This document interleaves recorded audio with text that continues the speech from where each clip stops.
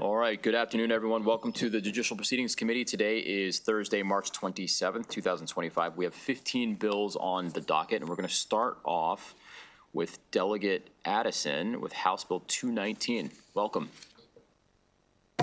Good afternoon. For the record, good afternoon, Chair Smith, Chair Wall-Stryker, and members of the committee. For the record, I am Delegate Jackie T. Addison, here urging a favorable report on House Bill 219, Vehicle Laws, Out-of-State Vehicles and Proper Registration. This bill is simple. It established a clear process for identifying and bringing vehicles owned by Maryland residents but improperly registered in another state into compliance with Maryland law. It also provides a mechanism for towing, removal, and impoundment of these vehicles when necessary. House Bill 219 is not just about ensuring compliance. It is a revenue generator for the state and local municipalities. According to a report from the Maryland Vehicle Administration, a significant number of Maryland residents have registered their vehicles in other states to avoid paying their fair share of registration fees, taxes, and insurance costs. This unfairly shifts the financial burden to law-abiding Maryland drivers while depriving the state and local government of critical revenue. By enforcing proper vehicle registration, the bill ensures Maryland receives the revenue it is owed. Funds that support our transportation infrastructure, public safety, and essential community services. House Bill 219 is about fairness, accountability, and financial responsibility. I urge the committee to support this measure to help strengthen Maryland's economy and ensure compliance with our laws. Thank you so much. Thank you very much, Delegate Addison. Questions from the committee? Senator Sidor. Thank you. I know I've heard a lot in Baltimore County from our police department about vehicles that are registered in Virginia. I guess this amended bill is meant to address this type of issue. Yes, so it started out as being a Baltimore City bill because we had so many Virginia tags within Baltimore City in my district, the 45th district, but we noticed that it was a lot of other out-of-state tags within the state of Maryland. And I'm not exactly, I'm guessing law enforcement, what are they using to identify those who have these tags? Is it license plate readers, or what triggers? What kind of triggers this? What triggered it was the amount of complaints that we had. No, what triggers the enforcement action? The enforcement for the out-of-state tags. I guess when you get pulled over for speeding or whatever, they're not just going to pull you over. You have to do something that's unlawful in order to be fined and get a citation. Okay. Thank you. Did that answer your question clearly? Yes, ma'am. Okay. Excellent. All right. Further questions from the committee? All right, seeing none, thank you very much. Thank you very much, Delegate. You're welcome. Thank you so much. With that, that'll conclude the hearing for House Bill 219. We'll now move on to House Bill 275 with Delegate Crutchfield.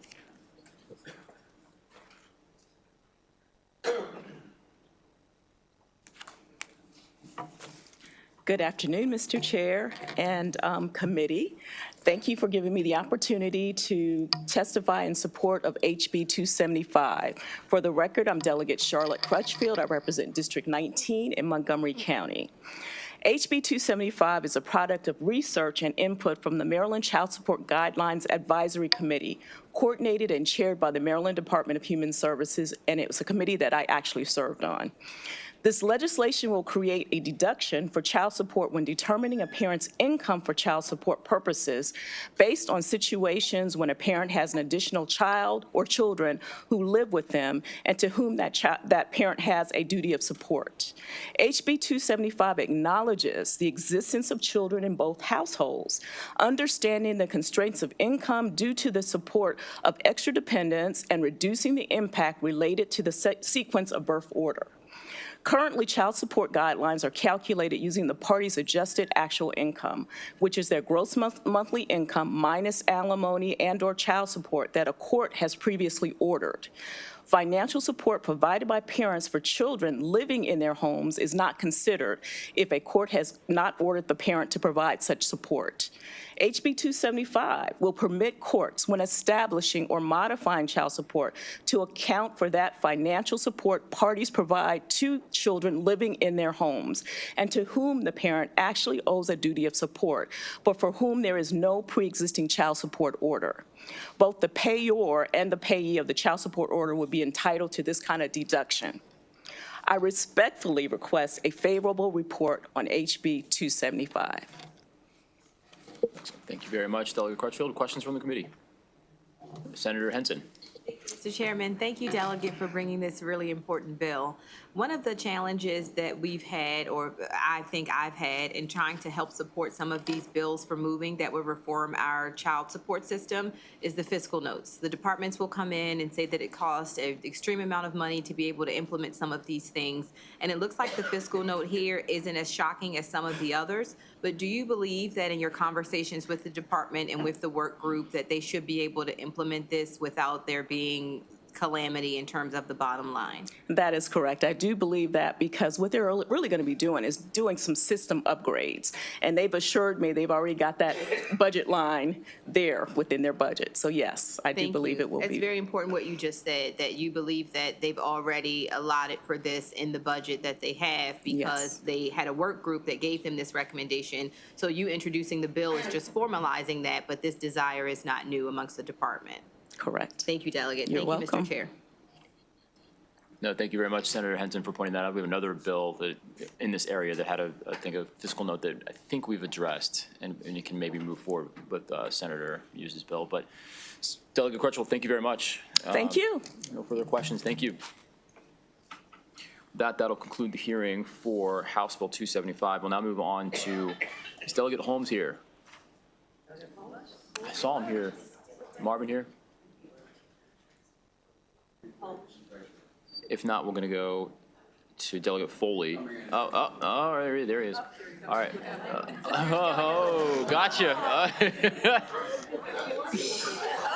Got to be quick. All right. Thank you, Mr. Chair, members of the committee. I appreciate your indulgence. For the record, my name is Delegate Marvin Holmes, and I am here to discuss with you HB 303. And HB 303 is a bill requiring the licensure of common ownership community managers. And why is this necessary? Let me be very specific with my specificity, as my grandpa used to say. In order to be a community manager in the state of Maryland, you need one thing. You need one thing to be a community manager in the state of Maryland: a business card that says you're a community manager. That's all you need. Nothing else. No training, no certifications, no bonding, nothing. You print yourself a business card that says you're a community manager from Staples, you're in business. We need to change that, ladies and gentlemen, because all of you have received complaints about community managers in the state. You probably received a letter today from someone who's praising HB 303 because of its need. Licensure in the state of Maryland. Let me give you a partial list of licenses in the state of Maryland.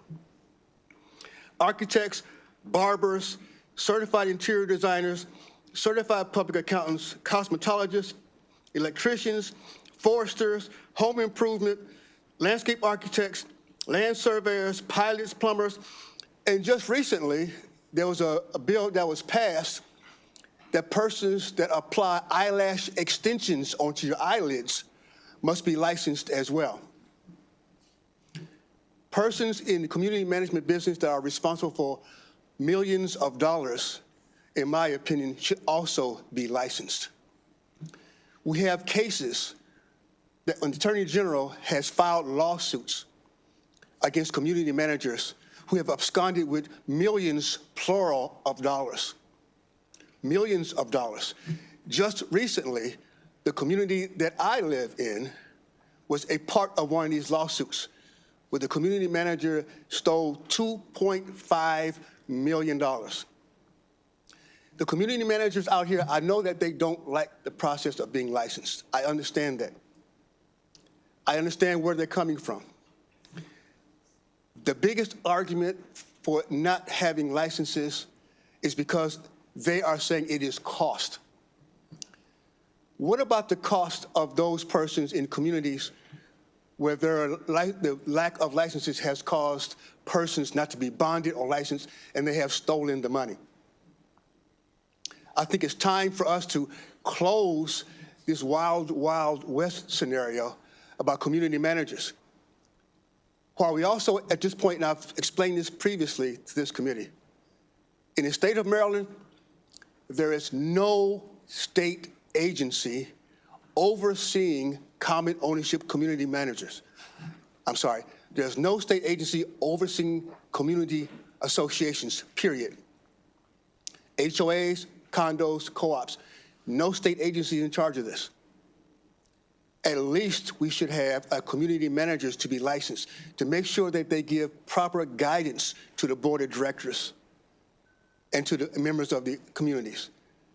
That is the request of this bill, ladies and gentlemen. At your request, Mr. Chair, I will take any questions that you have. Thank you very much, Delegate. Senator Charles. Thank you, Mr. Chair. Delegate Holmes, sorry for taking your time. That's quite all right. Out there. We were talking about some of these common ownership issues because we do have a bill in our delegation that we need to get out. But the fee, how much would a property manager or community manager, how much of a fee would they have to pay? The bill in front of you, HB 303, establishes a board, and it establishes a board to set the fee. The board is going to be made up of 9 members, and that board will establish the fee. Part of the problem that we have in terms of establishing this fee is that, A, communities don't register in most cases, like we discussed earlier, don't register in terms of how many communities there are. So we don't know an exact number. There's a ballpark figure in the fiscal note in terms of how many communities there are. We don't know how many persons are out here with their business card claiming to be community managers. So once this board gets established, they can then determine what the fee is going to be.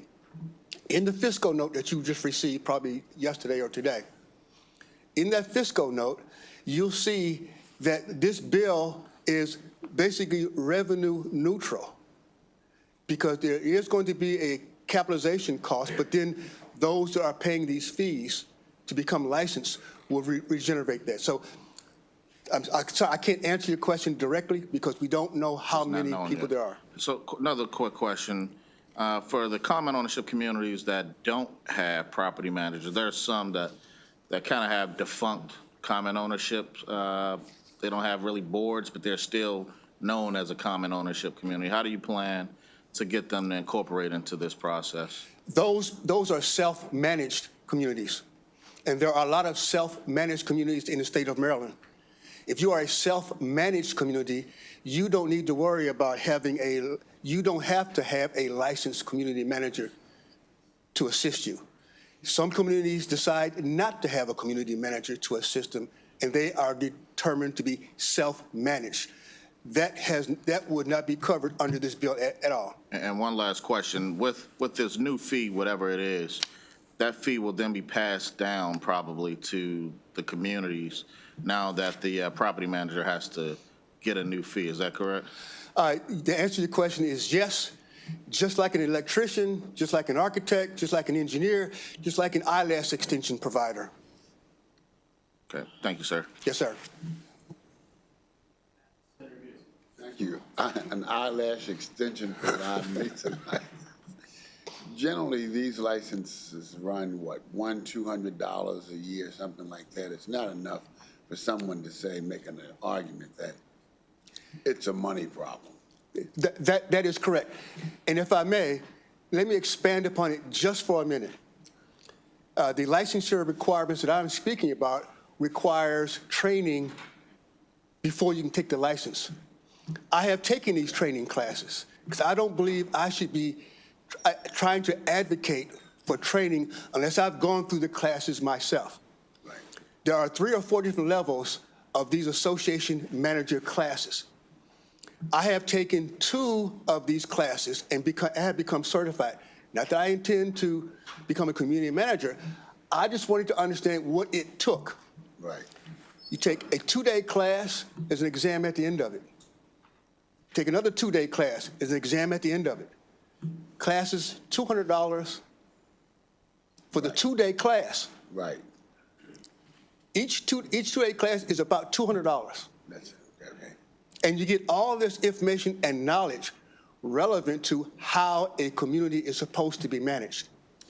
Good, thank you. In this day and time, they pay $200 just about to have their cards made up. So what's the difference? Thank you. You're welcome.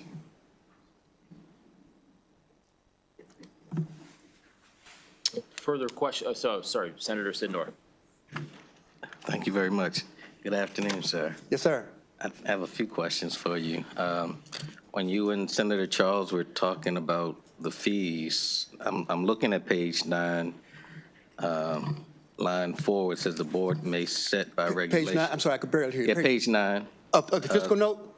of the bill Oh, itself. I'm sorry, okay, yeah. Lines 4 and 5 says the board may set by regulation reasonable fees for its services.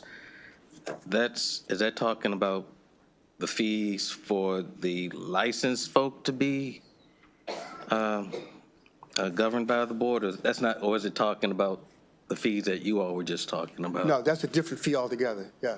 So this is talking about to be licensed, the board can set fees? That is correct. The licensed board, the 9-member licensed board sets the fee. Okay, but is there anything in the bill that the board is setting the fee that the community managers can charge to community associations? No, sir. Okay, thank you. Page 13, lines 6 through 8, it talks about reciprocity. Are there other states nearby that already do this? Yes. Reciprocity, that's a great question. Reciprocity, there are other states that, I don't have a list of all their states, but there are other states that do have this requirement already. Okay. And in addition to that reciprocity requirement, reciprocity discussion, the bill also talks about reciprocity in terms of those that are already certified by other nationwide organizations. For example, Community Association Institute is a nationwide organization. They have these certifications that we spoke about earlier. Okay. The final question I have is also on page 13, looking at the new section 22-309, where it's talking about those who may be suspended or licenses suspended and revoked and the like. And there's a list of those people who the board could reject or take a license and the like from. The question that I have is, I believe in other sections of the code, when it talks about people's ability or board's abilities to take away licensing, that I think the state's policy is after about 7 years or so, that they should be able, if they've kept their noses clean, essentially that crime that was committed shouldn't be held against them. I'm assuming your intent isn't that this is any type of a lifetime ban. Oh, no, I understand. I understand your question. This list came directly from Department of Labor in terms of how other licenses are being stricken or taken away from persons. That's where this list came from. Right. I'm not recreating the wheel here or creating something different. This is something that's already in process in other licensing procedures. Right, but your intention, though, is not to have some lifetime ban because someone... Oh, no. Okay, then no. that's, I just wanted that for the record. No, that is correct. All That right. is not my intention. Thank you. Further questions from the committee? My question was just about the association, well, the Community Management Corporation. You saw their testimony, and their concerns were along the same lines as what Senator Charles kind of was getting at in terms of the cost. I mean, they talk about the significant, substantial financial burdens on community managers as well as homeowners across Maryland, and then that cost would be pushed down to the, to the homeowners and make housing less affordable. Just trying to understand the scope, because we're creating this new framework, and then you're creating new rules, continuing education requirements, the ability to sanction people and fine them, I think. I'm just wondering, are those the costs that they're talking about? Because, what cost are they alluding to? Because the bill has a lot of Sure. stuff going on. It's a very Sure. lengthy. So I understand exactly what you're talking about. Yeah. The costs that the Association Institute is talking about are the same costs that we were just talking about with Senator Muse. Primarily, it's going to be the cost for the training. It's going to be the cost for the certification, the application process. Those are the costs that the Community Association Institute is talking about. And I do agree, Mr. Chair, that there will be a cost. Just like, as I explained earlier, there's a cost for licensure for plumbers, et cetera. The absence of this cost is going to be the example I gave to you earlier about the $2.5 million of these community managers absconding with persons' monies. And because currently, as I keep repeating, there's no state agency in charge of this industry at all. At least we ought to have those that are advising the board members to be licensed. All right, further questions from the committee for the senator? If not, we have one witness joining us virtually. Oh, she's not there. Ms. Hyde is not there. Okay. So with that, that'll conclude the hearing for the proponents of the bill. We do have one person signed up in opposition. Is Brenda Wakefield here? Brenda Wakefield is not here. All right. With that, that'll conclude the hearing and the testimony for House Bill 303. Thank you very much. Thank you. All right. Excellent. So let's go to, we're going to pull Delegate Foley next, and then we've got Delegate Healy right after. Sorry. Thank you, Mr. Chair, Mr. Vice Chair and abstention, members of the Judicial Proceedings Committee. It's good to be back here again today. For the record, I'm Delegate Linda Foley from District 15, representing HB 915, Motor Vehicles Out-of-State Drivers Automated Enforcement. We're calling this the Out-of-State Driver Accountability Act. So originally, this piece of legislation was modeled after a part of what's known as the D.C. STEER Act, which was passed by the Washington, D.C. Council in 2024.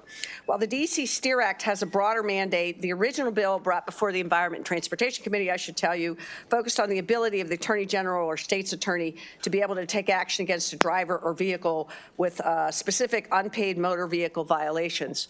And the reason that that was struck from the bill is because the D.C. bill was the first of its kind in the nation to go after drivers under these automated enforcement, for these automated enforcement citations. And so we haven't had a lot of experience yet with what's going on with the D.C. law. So we modified this so that we could monitor what's happening in Maryland. So in the House, the bill was amended to remove the enforcement mechanism, and now it just solely focuses on reporting. So let me give you some examples. In a June 2023 report by WBAL-TV, they investigated how many out-of-state drivers are not paying their automated speeding tickets from speed cameras on I-83 here in Maryland. Data from the Baltimore City Department of Transportation indicated that 43% of out-of-state drivers did not pay their speed camera tickets, yet there are no tools for the state to go after these drivers to get them to pay. To give a sense of the sheer number of tickets we're talking about, the sheer number of citations, between July 13th, 2022 to March 31, 2023, around 237,000 tickets were issued on I-83 alone, speed camera tickets, according to the WBAL TV study. Of these, 51,000 were for out-of-state drivers, with more than 22,000 remaining unpaid at the time of their investigation. So currently, our state does not enable uniform collection of data, meaning that data is kept in over 100 jurisdictions around our states that use automated traffic enforcement.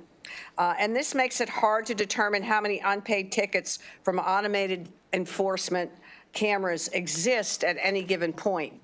So this bill now requires each county and municipality to submit a quarterly report that includes information regarding the citations to all out-of-state drivers to see if they are paid or past their due date. And that would be the only data that we would collect. I also wanted to bring to your attention, last year we passed a bill.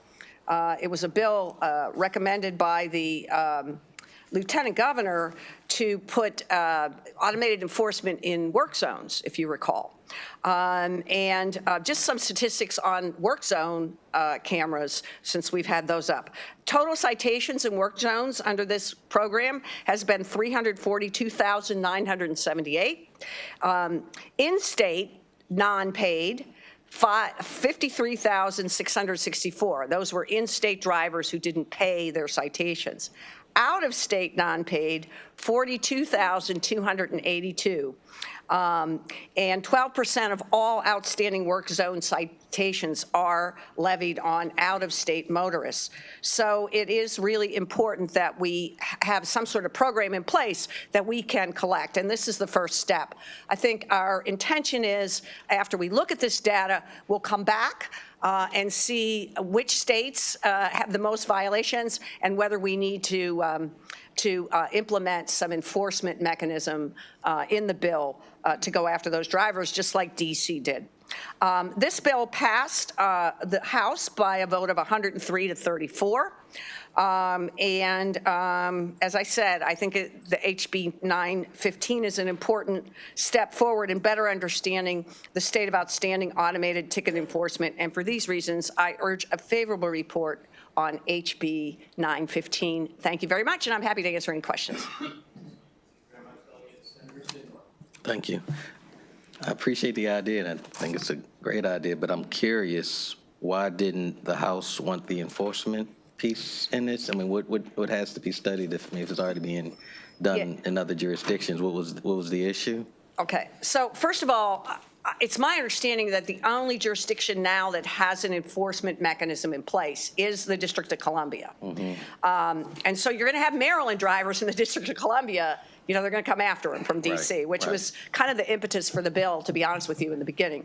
But I think the problem is that there's not enough of a track record because that bill was just passed in 2024, so we don't know the effectiveness of it. The other is that I think there's been some back and forth between the Attorney General and the local jurisdictions about who would enforce it, and I think we need to do some work on that. We also need to figure out the scope of this.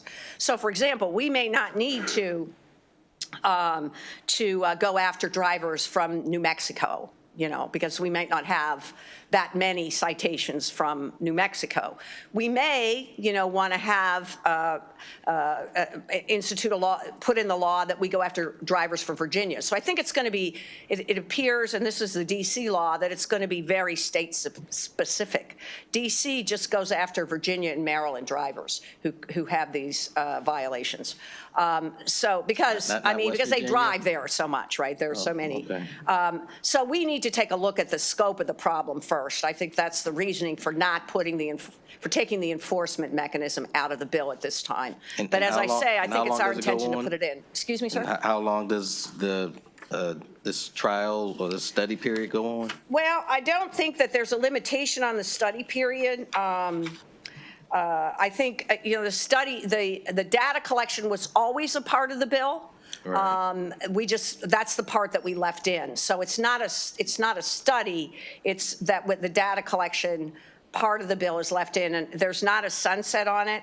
But I do know that we're planning to take a look at it next year, most likely, to see if we can put some enforcement into it, and if so, which states we would request enforcement for. Okay, so although it's not in the bill, the idea is we're going to look at a year-long tranche of data and then decide whether or not to do something next session. Yes, sir. Okay, gotcha. Thank you.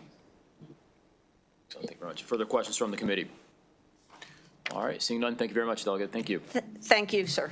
All right, with that, that'll end the hearing for House Bill 915. We'll now move on to Delegate Healy with House Bill 628.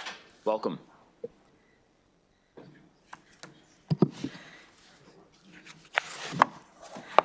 Thank you, Mr. Chairman, members of the committee.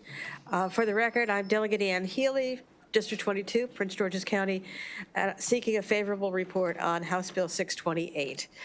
This bill simply requires that the State Highway Administration prioritize funding for construction or reconstruction of sidewalks and bicycle pathways that are adjacent to highways that are subject to Complete Street Policy or similar Vision Zero program. The purpose of this bill is to ensure safety for our bicyclists, pedestrians, and other vulnerable people who are within these Vision Zero areas. A Complete Street Policy provides information on how to design features that keep pedestrians and bicyclists and others safe in protected bicycle lanes and sidewalks, among other things like crosswalks, share the road signage, and so forth. We have a problem in Maryland. We have one of the worst situations where we have pedestrians getting killed in their interactions with vehicles. And we have this program, this Vision Zero program in place. This helps to put teeth into it. It does not have a fiscal impact. I worked very hard to get, because it simply prioritizes these sidewalks and bicycle paths as safe places in these particular areas where there's a lot of pedestrians and bicyclists using the roads. And I would appreciate very much if we could pass this bill. I've been working for many years to try to get more sidewalks and bike paths along our roads. And in this fiscal environment, this is one way to do it without spending any money. So I'd appreciate your support, and I'm happy to answer any questions. Excellent. Thank you very much, Delegate. Questions from the remaining committee members? All right. Thank you. Seeing none, thank you very much. With that, that'll conclude the hearing for House Bill 628. McComas, Delegate McComas, is that House Bill 1209? And then is Delegate Phillips still here? Oh, hey, there you are. We'll get you. We got you next. Do you want me or I think Delegate Fillmore? Oh, all right, okay. All right. Well, I would just don't want to get in trouble. Okay. My name is Susan McComas, and I am here on HB 1209, Child Abuse and Neglect Reports and Records. HB 1209 is a very simple bill that clarifies Maryland's obligations under federal law to release the public DHS records when a child who has the history with the department suffers a fatality or a serious near-fatality injury. Under the Federal Child Abuse Prevention and Treatment Act, CAPTA, every state is required to ensure that the public is informed about cases of child abuse or neglect that result in the death or near death of a child. The state must make public the child's age and gender, the cause of the fatality or near fatality, information describing any prior reports of child abuse or neglect involving family information regarding investigations pertinent to the child abuse or neglected that led to the child's death or injury, and services provided and actions of the state on behalf of the child. The problem with the current Maryland law is that while it provides for a release of this information, it has an exception that swallows the entire rule. Under the current law, the state's attorneys of the jurisdiction can block the release of this required information merely by stating that the release of the information would harm any related investigation or prosecution. Of course, there will always be an investigation into child abuse-related fatality, and the presence of an investigation should not allow the agency to avoid its legal duty to the public. DHS contends that releasing this information will infringe on the privacy of these families. Privacy must not be the determining factor when the very life of the child is at stake. In 2011, the federal government Office of Accountability issued an extensive report to the chairman of the Committee on Ways and Means of the House of Representatives. The title, Child Mistreatment, Strengthening National Data on Child Fatalities Could Aid in Prevention, speaks volumes. The report analyzed the deaths from maltreatment involving a failure on the part of the adults who were responsible for protecting them. Prevention is the key word here. Arizona has a website that provides the public with notice about the incident at a time of the initial report. The site is updated after investigation with subsequent report that provides the findings of the agency indicating the persons responsible. By making such preliminary reports, the public is on notice and alert to make subsequent reports should they observe further alarming evidence of abuse or neglect. Thus, the public becomes active participant in the prevention of child fatalities in aid of the already caseload-laden DHS. While I have complete confidence in the work of the Fatality Review Board, keeping these records from the public only hurts the children, as vigilant eyes and ears of the public are not utilized to protect our greatest legacy, the future, the children. Federal law requires such disclosures, and failure to follow that law may result in the federal government withholding our state CAPTA grant, while opening the door to future litigation. The GAO report on child mistreatment asserts a powerful conclusion. Without the collection and routine sharing of child maltreatment fatalities, opportunities are lost to develop prevention strategies and to learn the risk factors associated with such maltreatment. As a society, we should be doing everything in our collective power to end child deaths and near deaths due to maltreatment. Collection and reporting of the comprehensive data on these tragic situations is an important step toward that goal. Where is the "it takes a village" mentality? You must read this powerful conclusion. Please enter a favorable report to 1209. Now, just as an aside, this committee has heard this bill several times under the aegis of Senator Mary Delaney James. And last year, Senate Bill 89 passed your committee unanimously, as well as the Senate. What happened was it never got out of the House Judiciary Committee. So this year, it gets out of the House Judiciary Committee, and I had Senator James as the cross-file. Unfortunately, it didn't connect. Okay, so so we don't have a cross-file in the Senate. But the bill is exactly what your committee passed out last year. And I know that I kind of put a lot of stuff in there, but we have the State's Attorneys Association is good with this. And I will give credit to Senator James that she worked with them the first iteration of the bill, I think in 23, or it might have been 22. After a while, you kind of forget. And they agreed with the 30-day that, they would have 30 days to decide what they wanted to redact and then provide it to the local jurisdiction. And then also, I think that in the House, they basically, it passed the House unanimously, and it passed the committee unanimously, Judiciary as well as the House. So all I'm saying is that the hard work that Senator James did, I know this is not her bill because we don't have a cross-file, but it is her bill in a sense because she modified it and it passed out of the Senate and then nothing happened in the Judiciary Committee. And I had all the amendments made and I was ready and I was working it, on the other side, and it just didn't happen. So finally it came out in 1209. And so it basically is a McComas and James bill. So I please hope that you consider passing it because it's really an accountability bill. It's a flag bill. And the idea is not to do any harm to anybody or to disclose lots of information about the family. It's just that when children are deceased or severely abused, there needs to be accountability as to what happened eventually when that's available. But the point is, the public knows about this initially in the press reports. So this just gives an added, kind of accountability factor for everybody to be on. Thank you very much, Delegate. Questions from the committee? All right. Thank you very much. Thank you. Thank you, Mr. Chair, and thank you, committee. With that, that'll end the hearing for House Bill 1209. So actually, Jessica, let's go ahead. Delegate Feldmark will go next, and then we'll go to Delegate Phillips right afterwards. Thank you. Good afternoon, Chair Smith. I believe Vice Chair Waldstreicher is actually in my committee right now, and committee members. For the record, I'm Delegate Jessica Feldmark, pleased to be here to present House Bill 785. I'm sure you are all well aware that Maryland is facing a child care crisis. And you may be hearing as much about it from your constituents as I am. But the lack of access to quality, affordable child care is a challenge for Maryland families in every jurisdiction across the state.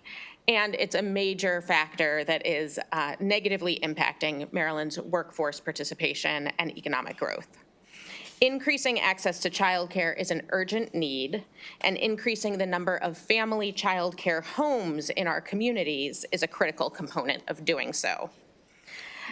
Establishing more family child care homes is a particularly important strategy for helping communities that are child care deserts, usually in areas that are already struggling economically.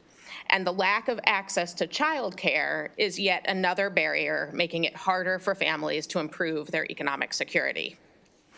Family childcare homes are also one of the more accessible business opportunities for mothers of young children. A typical story of how many family childcare businesses are established is when a mother is caring for her own young children and then decides to get licensed to be able to bring in additional children from the community to care for. This entrepreneurial move creates a source of income for the child care provider and enables other parents in the community to participate in the workforce. So as we work to encourage more family child care homes to open, House Bill 785 will help remove unnecessary barriers by ensuring that neither common ownership communities nor local zoning regulations can prohibit or restrict family child care homes as long as they are licensed by MSDE. I do want to highlight just a few points. First, to make it clear, this bill does exclude age-restricted communities. So we're not trying to force family child care homes into communities that are age-restricted and specifically designed for older adults. I also do want to take just a moment, because I know you received some unfavorable testimony from CAI, the Community Associations Institute. They did not sign up to testify orally. I do not want to put words in their mouth, but I did reach out to the chair of their legislative committee, and we had a good conversation. You know, and I asked her, is your objection mainly on principle, because you know, it's a matter of control and preemption, or are there specific substantive concerns that we might be able to address or work through? It is primarily that matter of principle that they want to retain control. But I do want to say we had similar conversations in the House with MACO, the Maryland Association of Counties, and had that conversation when we talked about substantive issues. When we worked through the regulations for family child care, they really saw that those concerns were already addressed, right? This is a highly regulated industry, and we're only allowing this for homes that are licensed by MSDE and already complying with all of those regulations. So I do think, you know, there is still the question of principle. That MACO, once we worked through the substantive issues, they were okay with it because in all of our counties, they recognize the severity of the child care crisis. So, you know, this is not going to solve the child care crisis, but it is an important piece of the puzzle. So I respectfully ask for your favorable report, and am happy to answer any questions. Thank you very much for the bill, Delegate. Questions from the committee? All right, seeing none, thank you very much. Thank you so much. All right, that will conclude the hearing for House Bill 785. We'll now move on to Delegate Phillips with House Bill 1156, and we'll move on to Delegate Ampry. And Delegate Holmes, are you here for another bill? Yes, sir. Which bill? Which one is that? 1541. Okay, got it. Did you want to take? No. We'll loop back and come right here.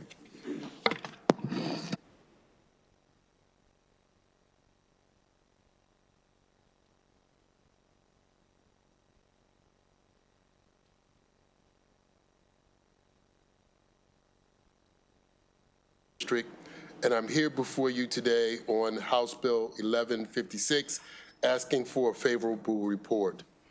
I want to overview the bill very simply. What the bill does is it proposes structural changes to the Maryland Parole Commission.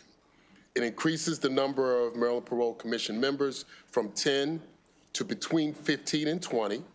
It shifts the responsibility for conducting payroll hearings exclusively to the commission, eliminating the use of hearing examiners. It establishes a nominating panel to recommend candidates for commissioner appointments. It reallocates funds currently used for hearing examiners and applies those to the commissioners. So why is this important? The bill modernizes and streamlines Maryland's parole process by expanding the commission's capacity, centralizing decision-making authority, and enhancing transparency and accountability. These reforms aim to reduce case backlogs, improve fairness in parole decisions, and align Maryland's parole practices with national best practices. There have been a number of concerns raised, and so I just want to go in and address some of the concerns that I've seen. One is that the bill increases state spending by over $1 million. There is a fiscal note, and that fiscal note estimates approximately $1.1 million annually. However, this cost must be viewed in the context of potential long-term savings, and actually not only long-term savings, shorter-term savings. The current cost to incarcerate one person in Maryland is nearly $60,000 per year. Reducing unnecessary incarceration by streamlining the parole process, even by a small percentage, would offset or even exceed the projected additional cost. I did some calculations. In 2019, there were 11,092, and this is according to the Maryland Parole Commission's annual report. There were approximately 11,092 hearings, of which 2,849 individuals were released based on their parole review. In 2024, there were 5,931 hearings, of which 794 persons were released. Let's do the math. At $60,000, that's 2,055 individuals that over the 2019 number, that's $123,300,000. Perspective. Moreover, the bill requires that existing funds budgeted for hearing examiners be reallocated toward parole commissioners. I mentioned that. Another concern that was raised, removing hearing examiners may reduce efficiency, overburden the commissioners. In fact, the change is designed to increase efficiency and consistency. Under the current system, hearing examiners make recommendations to the parole officer, to parole commissioners, but they must review them, and often there's duplicative work. By consolidating decision-making under commissioners, the process becomes streamlined, more accountable, and less prone to delays or contradictory outcomes. Another concern, political influence may impact parole decisions through changes in the appointment process. This bill introduces a structured nomination panel to recommend qualified candidates for appointment. This reduces the likelihood of purely political appointments and ensures candidates have relevant training and experience in fields like law, psychology, education, and criminology. The new process promotes transparency, diversity of expertise, and independence, thereby improving public confidence in the system. Another one is that the change may disrupt continuity or create administrative confusion. The bill ensures a clear transition of duties from hearing examiners to commissioners and provides a window for budgeting and implementation. With proper planning, the Department of Public Safety and Corrections, the transition can be managed smoothly.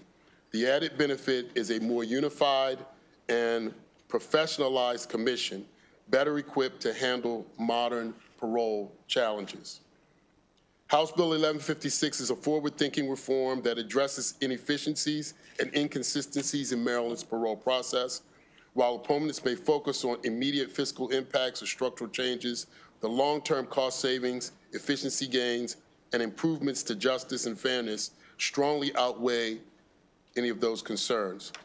This bill is a critical step forward for a more effective, equitable, and transparent parole system in Maryland, and I'm going to ask for a favorable report. I should also note, you'll hear from my colleague, Delegate Embry, on House Bill 1147. I believe that these two bills work in tandem to do a significant improvement of our current parole system. Thank you, Mr. Chair.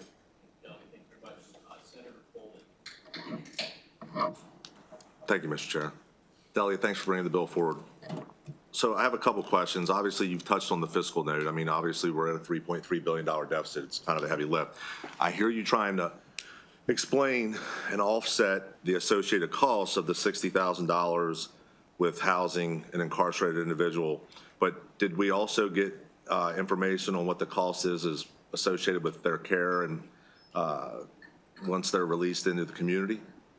I don't have that number. I'll be glad to get that number for you. It's significantly less than $60,000. But there are costs associated. There are costs for aftercare for some. Some will be released without condition. Some will not. So you're absolutely correct. Well, and if they're released without condition and they don't have a job, then they're automatically onto other areas that are pulling from tax burdens. Yep, and as you know, part of the consideration is their ability to get a job once they're out. Sure. So that is taken into consideration Sure. by the parole commission. Okay, great. So currently we have 10 slots. I believe at this time we have 6 filled? That's correct. I think it's 7 filled. 7 now? I believe it's 7 filled. Oh, so we have 6, 7. I believe it's 7. And I'm looking at this and you're talking about the qualifications and I'm looking at the panel, right, that you're putting together. And I see like the State Superintendent of Education, the President of the National Social Workers, one prisoner rights advocate, but we don't see anything there about, there's a public defender's office. I don't see anything in there around, where we're having anyone with any type of law enforcement background included in this. State's Attorney's Office is part of that. Okay. 3 members of the general public, which the governor could make that decision. Yeah, so I like the idea of where you're going with this. I like the idea of how you're trying to do this. Where I have a concern is that we currently have we are encouraging now people to be in the parole commission that are former incarcerated individuals. I'm trying to figure out how that's a benefit to the community. So I think we need all perspectives, right? And I think if you have someone who's had a previous experience, they may actually be able to give us some perspective on who's best to be released. And so I hear what you're saying. I just think that we need all of those voices in the room. So we're adding 5 extra spots. Each of these spots is about $100,000 in pay, not including benefits. And we're offsetting that with about a $90,000 expense for the hearing examiners. So it's about half the cost when you offset the 2. Okay. But you understand my concern where we're looking at, and you're talking about political windfalls, and that's one of the concerns I'm seeing, because right now we have a secretary that has gone out and said she's not hiring any former police for parole commissioners. And I actually think that this might get at that, because now I've got a panel who's looking at it. And I see this panel very similar to the Judicial Nominating Commission, right? And they're going to move we don't have significant vacancies in judgeships for any extensive period of time because the governor's on the hook, the judicial J&C make sure that those names get before the governor and he makes the appointments. I see this as a more efficient, effective, and a transparent way, and it puts this thing right out in front for everybody to see. Okay, thank you. Senator West. Sorry, I wasn't here to hear the presentation of the bill, but I had read the bill earlier, so I think I know what's going on.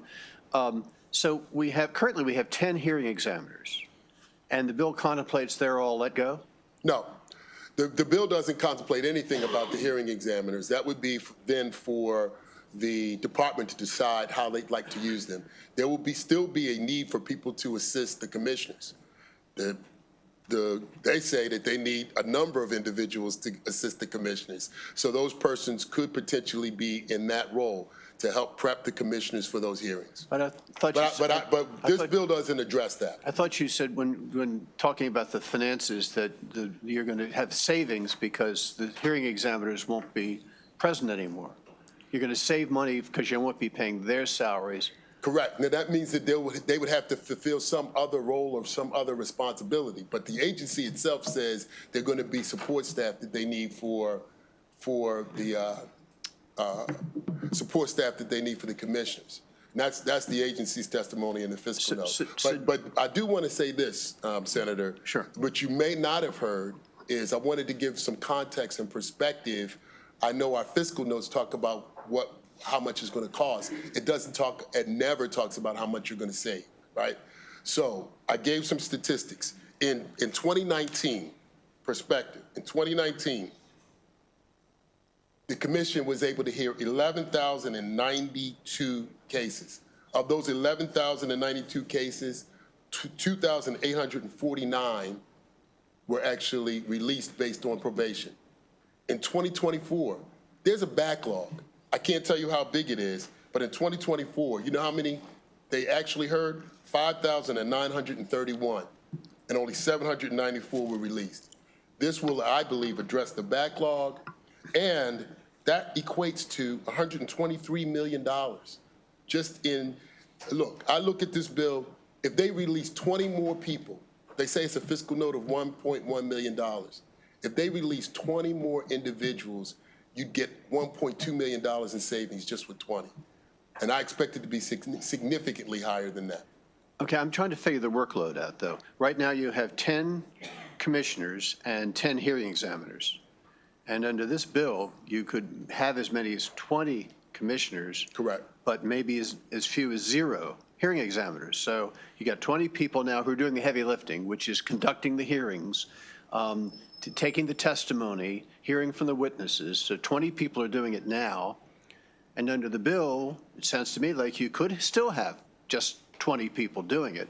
I don't understand where you think there's going to be such an increase in the number of people eventually released if you have no more people after this bill is passed doing the work than you have before the bill's passed doing the work.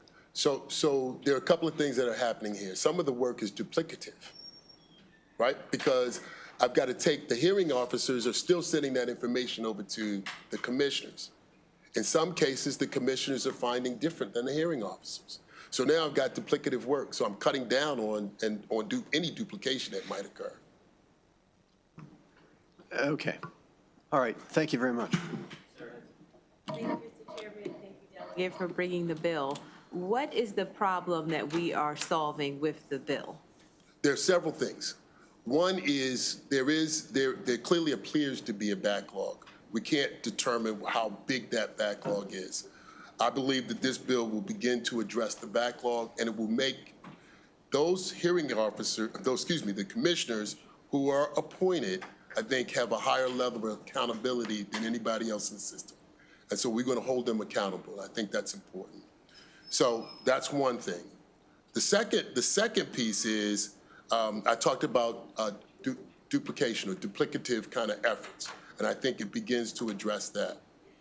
The third piece is I think we professionalize these appointees by taking them through the type of vetting process that would happen with this nominating commission. The fourth is I think we ought to take this This is my opinion. We ought to take it out of the hands of the secretary on making these appointments, right, and making the recommendations, and once again professionalize it and put the right names in front of the governor. The other thing is, I don't believe we can continue to have these periods of time where we don't have a full complement of commissioners. We just talked about it. There's 7 commissioners today. They're capable of having 10, and I think it's been that way for quite some time, too long. If we have trouble with filling the existing number of vacancies, why do you think we'll be able to get additional people? Because I explained, I think, do we have vacancies for any length of time with the with judiciary? No. No. And we've got a very open process. The commission submits the names to the governor, and the governor appoints. And we would be doing the same thing with this. Oh, you think a part of the vacancies are that the secretary who's required to make these appointments, maybe their I'm not going to work address that. is overloaded? I'm not going to. I just think this will be a better process. Okay. Okay, so none of your concern has to deal with the outcomes, the number of people who are being paroled or not being paroled. The end user is not the focus. This is simply an efficiency, staffing sort of bill. I believe when we do this, the end user will be affected, and hopefully all of us will be affected in a more positive way. I believe if we get these hearings done in a timely fashion, and once again, I said House Bill 1147 is a complement to that. You'll hear from my colleague, Delegate Embry, and she'll talk a little bit more about how we think the efficiency should work in terms of people getting their hearings on a regular basis. But that's not in this bill. But I believe this bill helps to facilitate making that happen. Understood. Thank you. Thank you, Mr. Chair. Thank you very much. So I have a question. I'll kick it over to Senator West in a second. But so I get your end goal. So there's a backlog. A number of things contribute to that backlog, like the applicability and the use of risk assessment is one thing, and the ability of, how many folks we have conducting, the psychologists we have conducting those, or the lack thereof is a major contributor. The fact that we don't have a fully staffed, board, commission, we have 7 right now. Actually, the regs say 7 and the law says 10, which is fascinating. Still hasn't been fixed. And as we move forward with parole reform, I think this is a great kind of look at reforming this end of the process. I just had a couple questions though. One is, and I'll start from the top of the bill. One of the things that makes the Senate special is our obligation for advice and consent. You remove that from the law. Why did you do that? And you know what? I get that, and I am very much open to that amendment. I'll just say that right Okay. Because I was thinking, we could talk about the Judicial Nominations Commission and that process, but then those judges still have to come through exec noms, and they still have to go through the full advice of the Senate. That's one thing. One of the things is, so then Senator Fulton was talking about the membership. I was curious about how you came up with that list of the folks that had to be, where they had to be nominated from, and if there was any thought to giving a victims' rights organization a space on there, or was there any discussion, or why was that excluded? Just wanted to understand the policy rationale for their absence. It was not excluded intentionally, and to Senator Fulton's comment about not having specific law enforcement officer on there, that was not excluded intentionally, either of those. Once again, as the sponsor, I'm bringing it to you all, and if there's some recommendations, we would be more than open to consider those. Excellent. No, definitely interested in continuing the conversation because it's a laudable effort. It's definitely something that's much needed as we continue to reform our parole process. Senator West. Mr. Chair, say that I don't think anybody, or very few people in the General Assembly have been as active as I have trying to figure out how to get people out of jail who don't need to be in jail anymore, who have served a significant period of time and who have reformed. And we have an awful lot of people in jail, and we frankly have too many people in jail. Some of the people don't need to be there, and taxpayers are paying a lot of money to keep them in jail. So that said, let me say, I think the Maryland Parole Commission is one of the single achievements of this state. During my tenure here, unlike in other states, I don't believe we've ever had a situation where someone has been paroled and then gone out and committed a serious crime after being paroled, because the Parole Commission has done its work so carefully and so well that the people whom it paroles are people who should be paroled and who are not going to injure members of the public once they get out of jail. So with that as a predicate, are you in any way concerned that your bill in doing what it's going to do to change the parole commission could, because I think you specifically say you want more people out, aren't you concerned that if standards slip, that we could end up letting people out of jail who haven't been vetted as carefully as the current parole commission has vetted them, and that we could find a situation occurring in Maryland where people get out and then commit bad crimes once again? Sure. I'll respond. Number one, I'm not suggesting that more people get out. I do believe, though, that we have to provide a process that gives more people the opportunity to at least have their hearings. We've got a backlog. And as I shared, the numbers are staggering. We've gone down significantly. Right? 2019, 11,092 hearings. 2024, 5,931. The population in our jails has not changed dramatically, either the types or it just hasn't. So the question is, we've got to do something in the reform process to provide those opportunities to save state money, to give those who deserve an opportunity to be heard, and to also bolster. This in my mind bolsters the commission, right? But it does not suggest that they reduce their due diligence because they have done, right? I just think this helps them to do that. Okay. Thank you so much for your answers. So How does my good No oh my computer goodness, knowledge required. I don't know what's This happening. tiny I device apologize. can safely back up. So I was trying to get some really quick details because my good friend from Baltimore, who has the best of intentions, but sometimes will have a standard slip, as he said, of facts. So I want to be very clear on the record. We have people who are released who go back out and prey upon our communities and commit violent offenses. Can we agree on that? We can.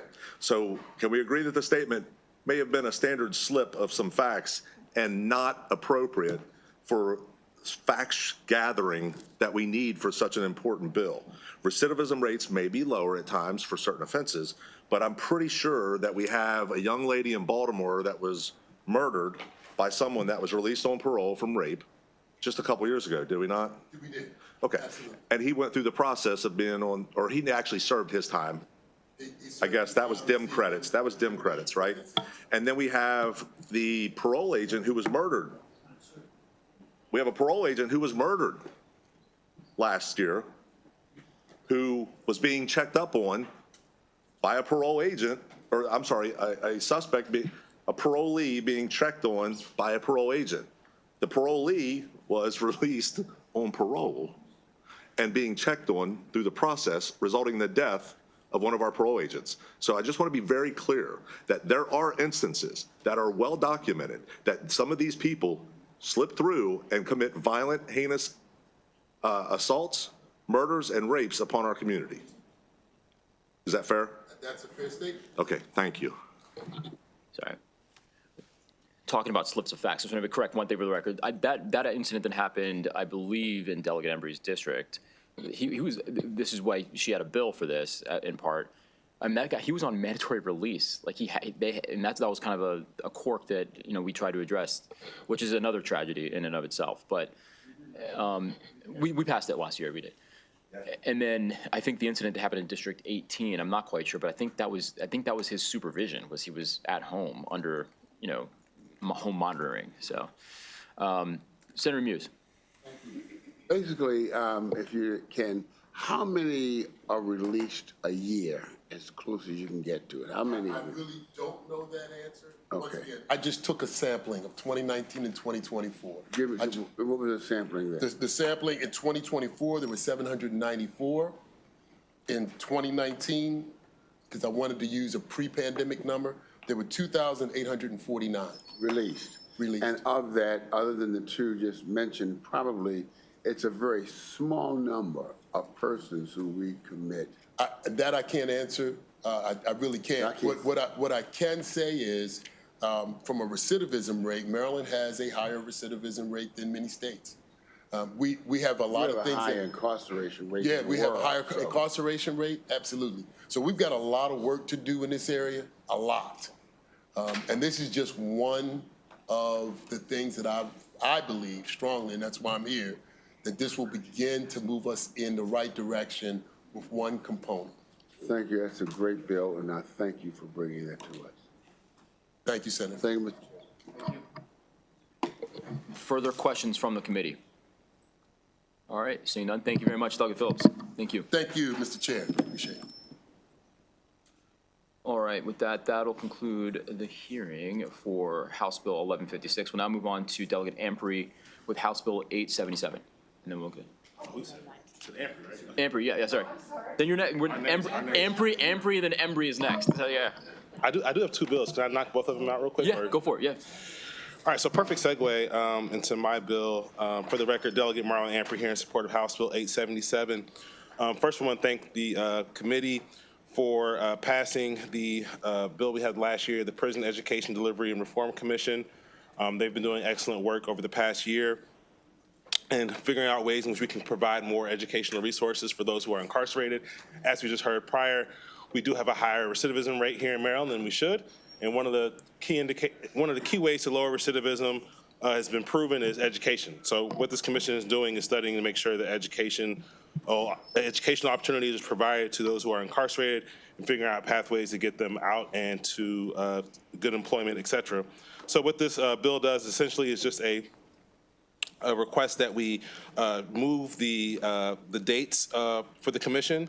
So it would extend the time for the submission of the interim and final reports by a couple of years, and then also extend the timeline of the commission to 5 years. So it's just giving more time for the commission to do the work. And I think it's really important work to make sure that we're figuring out ways that we can get more resources toward those who are incarcerated and continue lowering our recidivism rates. And with that said, I ask for a favorable report on House Bill 877. Excellent. Thank you very much, Delegate. Questions from the committee? All right, seeing none, that will conclude the hearing for House Bill 877. We'll now move on to House Bill 917. Yes, for the record, again, Delegate Marlon Amprey here in support of House Bill 917.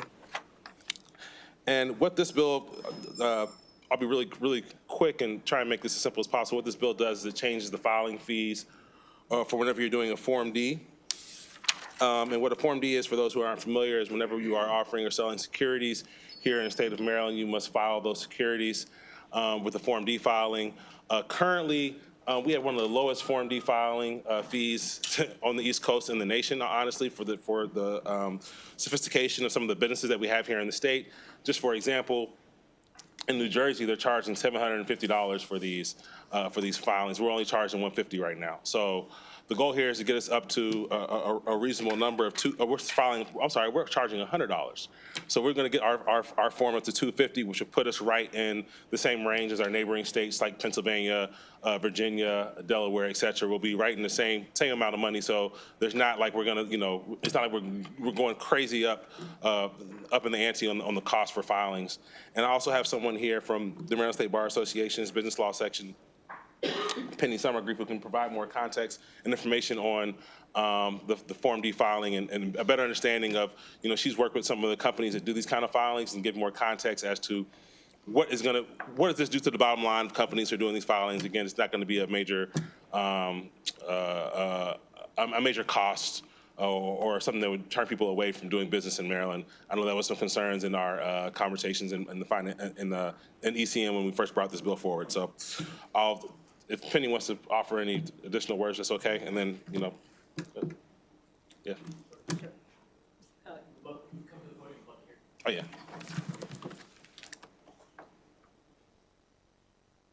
Hi, I'm Penny Summergrief. I'm chair of the Securities Law Committee of the Maryland State Bar Association's Business Law Section, and I am a securities lawyer, so I do these filings a lot. They only have to be made if the investor is in Maryland. So no company ever considers these fees when they're deciding whether to locate here, whether to incorporate here. And overall, in doing an offering, the state filing fees in Maryland and elsewhere are pretty low in the context of the cost to do an offering. I don't want to say that's because of the lawyers, but it is part of it. And it's also done in the context of raising capital. So they're bringing money in when they're doing this. And so the filing fees really don't even enter into the consideration of where to do an offering. It's basically based on where they know people. But it shouldn't have any impact on the business environment or companies or where they're going to locate. And it's a minor increase.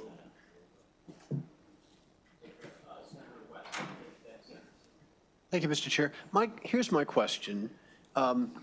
Why isn't the Department of Labor Licensing and Regulation, or SDAT, or the Securities Commissioner introducing this bill? Why is the bill being introduced by a delegate or by the State Bar Association? It seems to me if the administration thinks it needs the money to properly run the office, the administration should introduce this bill.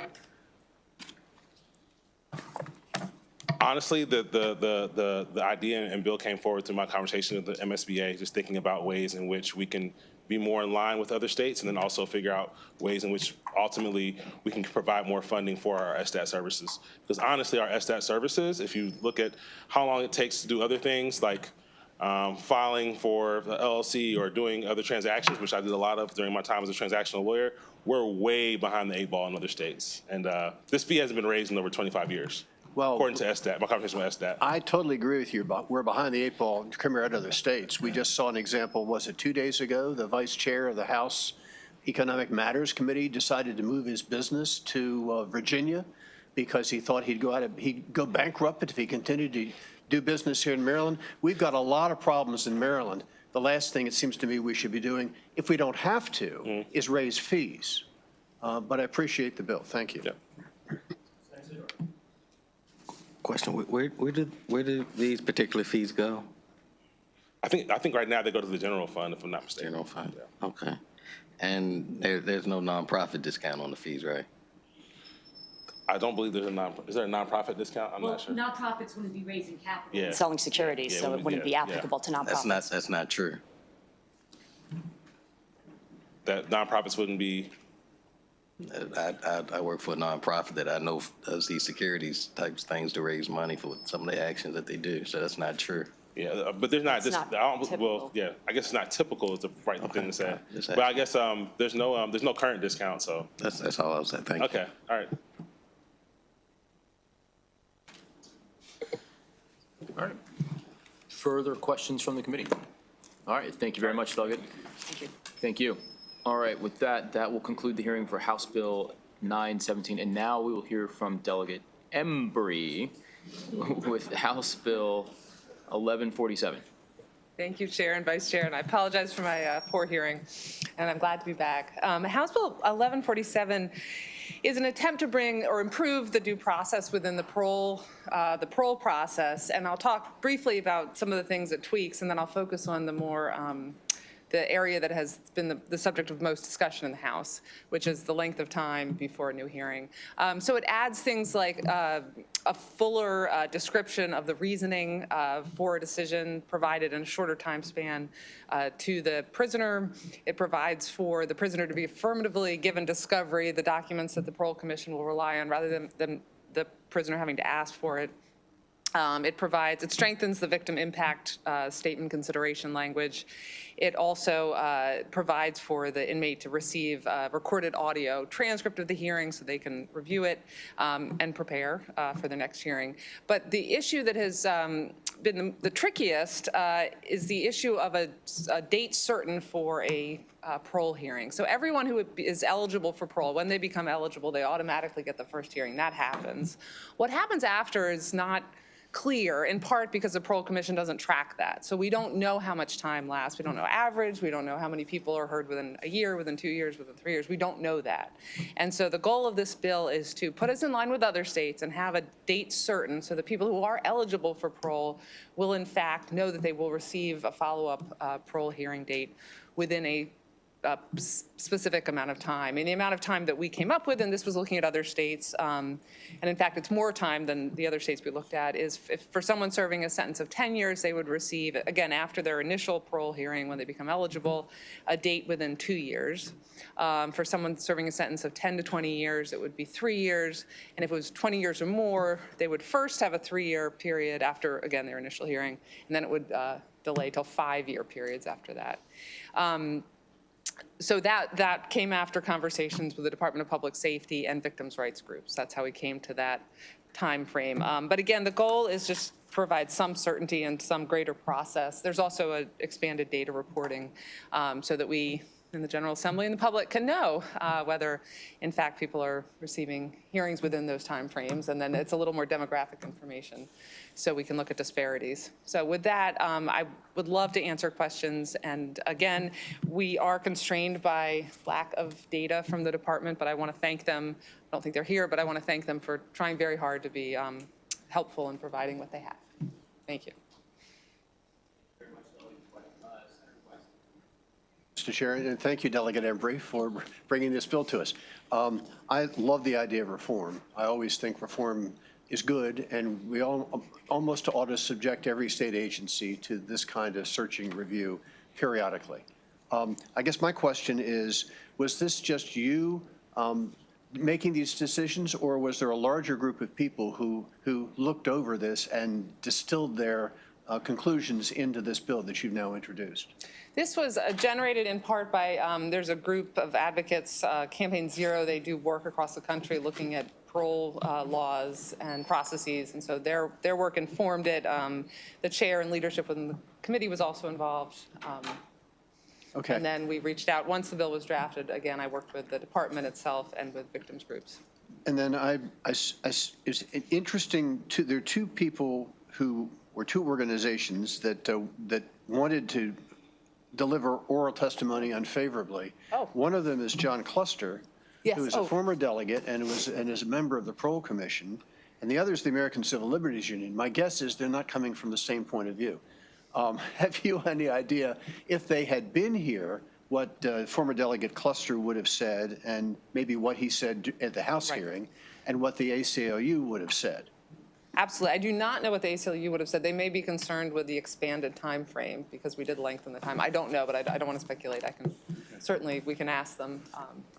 But yes, Commissioner Cluster did testify at the House hearing, and his, I think, I don't want to speak for him, but the chief concern was that there are people, he believes, because this bill says that no one who is eligible for parole can be permanently denied parole. His view is that some people should be, who have committed heinous crimes. I will say the department claims that no one is. But again, the data's a little murky about whether people really are receiving those follow-up hearings. So I don't want to comment on that. But I just want to stress, this is just process. I mean, It's not about the outcome of the hearing. It's only allowing a person who is in fact eligible. We've decided they're eligible, allowing them to in fact know that they can come back within, whatever time frame we think is appropriate. Yeah, and I want to commend you for taking a hard look at this and giving us some ideas as to how the process could be improved. Thank you. And I think we've provided, or the advocates have provided what other states do, their timeframes, their structure, but we can certainly provide more of that if you're interested. Thanks again. Thank you. I just wanted to piggyback on the end of Senator West's remarks and just a quick thank you. And to Delegate Phillips as well. I think you guys are thinking really big about how to reform and restructure the Parole Commission. And I think it's just a crucial conversation. This is kind of an isn't it so, but we have, I think, received tremendous pressure in this committee to provide alternative fora for people to receive relief. And maybe that's a good idea, maybe it's not a good idea. But what I think that pressure indicates is that there are concerns within the commission, not the people who I think are well-intended, but perhaps the structure, and that even as we consider alternative fora, we need to think that perhaps reforming internally is the best relief for the inmates who deserve it, as opposed to those other fora. So just a thank you. I appreciate it. Further questions from the committee? All right, seeing none, thank you very much, Delegate. Thank you all See very much. All right, with that, that'll conclude the hearing for House Bill 1147. Delegate Holmes, are you still here? There you are. Sorry. Next time we got to start knocking these out back to back next time. So, all right. House Bill 1541. Thank you, Mr. Chair. For the record, my name is Delegate Holmes, and in front of you is HB 1541. And Mr. Chair and members of the committee, because this bill is relevant to insurance, I wanted to make sure I had someone with me who had some of this insurance background in case there were some technical questions that I could not answer. And this is Scott Silverman from the Community Association Institute, who will assist with some of these technical questions if they so do arise. Let me explain to you what the bill is. The bill is relevant to condominiums only. And what the bill does, it requires members of a condominium to have what they call HO6 insurance. The condominium insurance is a requirement per this bill for a very specific reason. When a condominium, if something happens inside of a condominium, the person at fault in that condominium should have a deductible policy to cover what the master policy's expenses should be. As an example, if you live on the 3rd floor, your sink overflows. You cause damage to the 2nd floor and the 1st floor. If you have an HO6 policy, your deductible then covers what the master policy is going to be picking up. The problem, however, ladies and gentlemen, is that in a condominium, you're not required to have insurance. And when you are not required to have insurance, if that damage is done from your 3rd floor unit to that 2nd or 1st floor unit, the master policy then becomes at risk to picking up those premiums, picking up those costs. We're all talking about how costs are increasing in common ownership communities. And this is one of the problems. What we're trying to fix here is to make sure that those persons that live in condominiums do, in fact, have this insurance coverage, the HO6 policy. And that, in a nutshell, Mr. Chair and members of the committee, is the bill requiring those who live in condominiums to have an HO6 policy. That's all, Mr. Chair. Thank you, Mr. Chair. So I'm looking at the bill, and the bill, this would be a state statute. Now, I have a home, and I buy insurance that I want on my home. And I buy my own personal property, or personal liability insurance, et cetera. And no state statute tells me how much I need to buy. It's my decision. But your bill provides that every single person who lives in a condominium, every unit owner shall maintain a coverage limit that is sufficient to repair or replace the unit owner's personal property. So why should it be the business of the state? Sure, to not a require problem. some condominium owner to insure his beds, his bureaus, and his rugs in his condominium unit? Why is that the business of the state, to tell somebody to do that? Sure, I'd be more than happy to answer that question specifically. In your single-family home, if something happens to your single-family home, you are the only person that's impacted by that damage. You are not impacting anyone else in that damage. You are the only person being impacted by that damage. If in the example that I gave, your sink overflows on the 3rd floor, causing damage to your unit, the 2nd floor unit, and the 1st floor unit, now what's happening is that you are causing everyone in that community, everyone in that condominium, to pay for that damage. And with that, Mr. Chair, if you don't mind, I'm going to allow CAI, these with more insurance experience, to cover that. Sure. Well, let me just jump in and say, I didn't ask that question. My question was about your requirement in the bill that the unit owner has insurance covering the unit owner's personal property in the unit, the beds, the rugs. Why should it be state policy to require a condominium unit owner to insure his rugs in his unit? Because current insurance basically says that if damage happens into your unit, then the HO6 doesn't cover what they call the betterments. Now I'll let this gentleman here take it from there. Senator West, to your question, to go back a step, your initial question was, why is the state involved in this particular aspect of insurance? The state doesn't make me insure the rugs in my house. And the reason is because the state is already involved in condominium insurance. If you look to Section 11-114 of the existing Maryland Condominium Act, that section provides that the condominium association's master policy covers both units and common elements to the exclusion of improvements, betterments, and the owner's personal property. It is the intention of that statute that that insurance be primary. Because the insurance excludes the owner's personal property by statute, this statute is intended to complement that provision. I got it. By requiring the owner to have coverage for their personal property. I figured that out. There's no question. The statute requires that the condominium unit owner's organization get insurance to cover the structure of the building and the common elements, but not the furniture in some particular unit. That is correct. So, but that shouldn't that be up to the unit owner to decide whether he wants to pay money for insurance to cover his rug in his living room? Why should the state direct by statute the unit owner to buy insurance to cover the loss of his rug in his unit? Tell me. Well, the reason, twofold.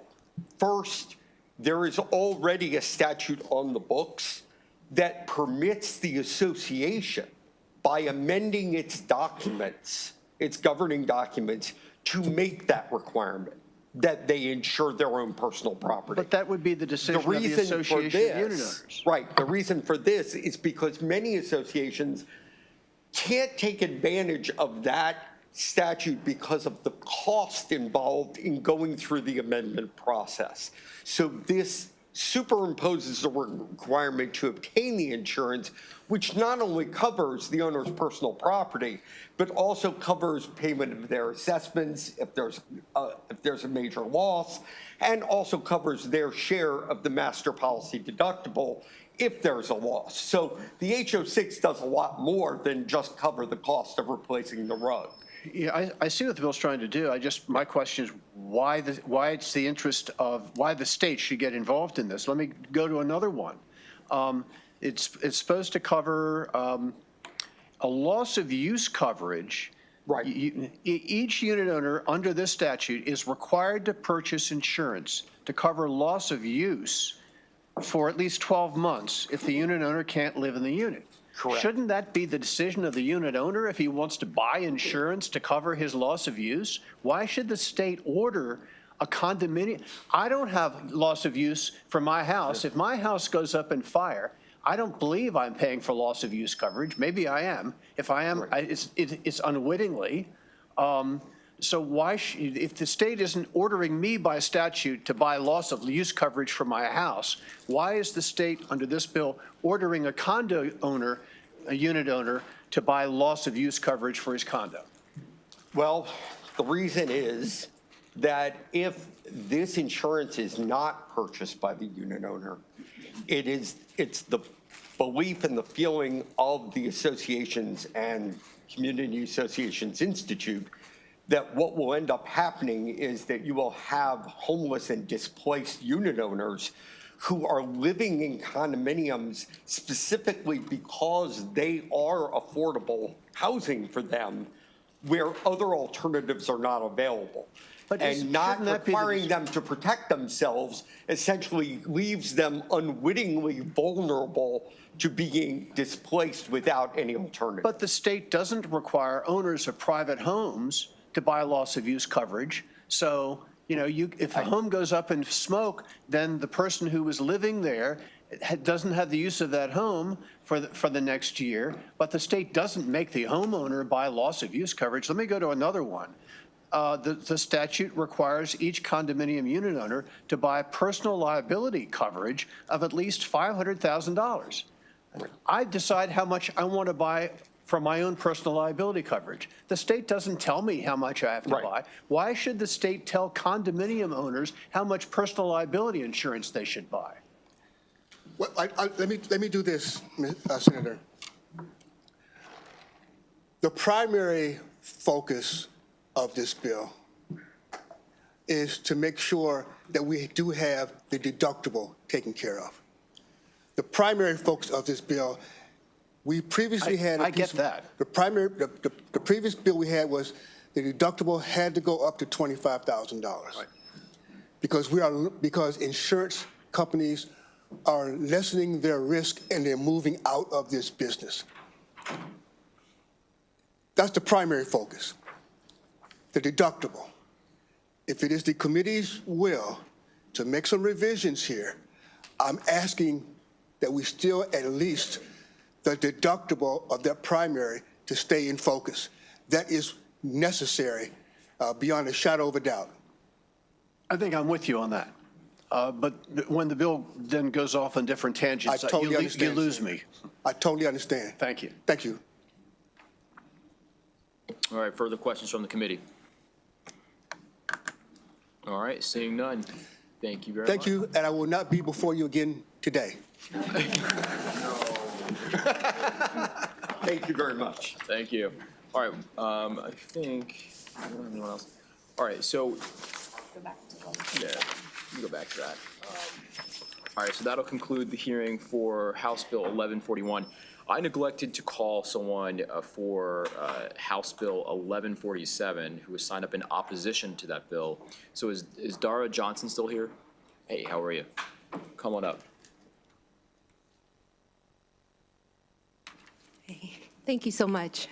Yes, thank you, Chairman Smith and members of the committee. My name is Dara Johnson, and I am the Interim Policy Counsel for the ACLU of Maryland, here to voice our opposition to HB 1147. So while we do support the intent of this bill, and especially barring the Commission's ability to permanently refuse parole, we are deeply concerned about provisions that would overexpose parole decision-making to intense outside political pressure.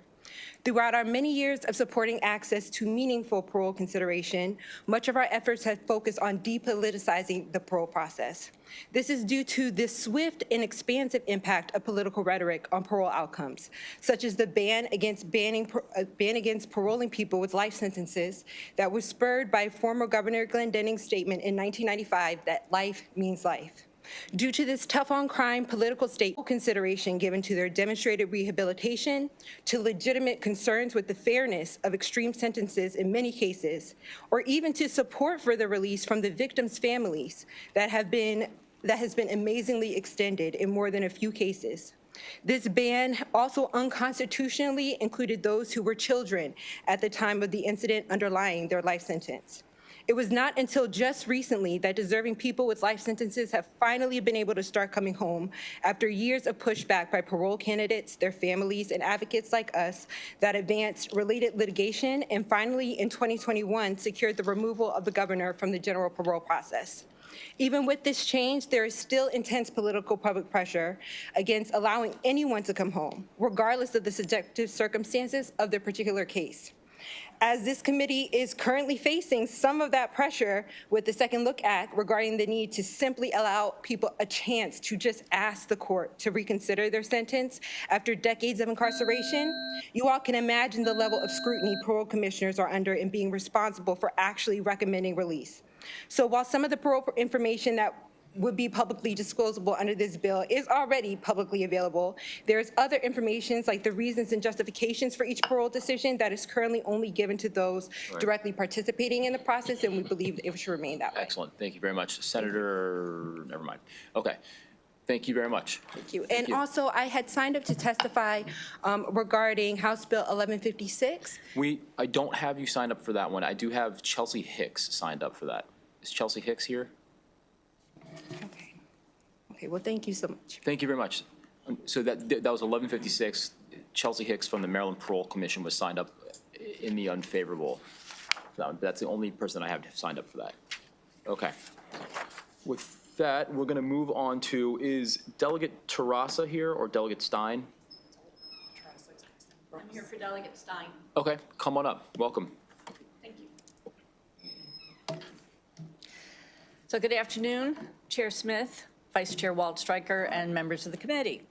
I am here representing Delegate Dana Stein. For the record, my name is Margie Brazel. I'm his legislative director. He wishes he could be here, but he's in a voting session in E&T right now. This is HB 1375, Vehicle Equipment, Portable Variable Messaging Signs Authorization. This bill authorizes tow trucks to display a portable, changeable messaging sign while assisting with a crash or disabled vehicle on a highway. The signs would be securely mounted on tow trucks and conform to standards established by the Manual on Uniform Traffic Control Devices. The signs would only display messages pre-approved by the State Highway Administration. The need for this measure is supported by research done by the AAA Foundation. Between 2015 and 2021, 123 roadside assistance providers were killed by passing vehicles. Of these fatalities, 89% occurred in areas with speed limits of 55 miles per hour or higher. And 84% occurred in good weather conditions. These statistics emphasize the real and present dangers faced by roadside workers every day. The use of these signs will be a clear and effective way to alert drivers to the presence of a tow truck and any potential dangers on the road. The House passed this bill 138-0, and we ask for a favorable report. Thank you.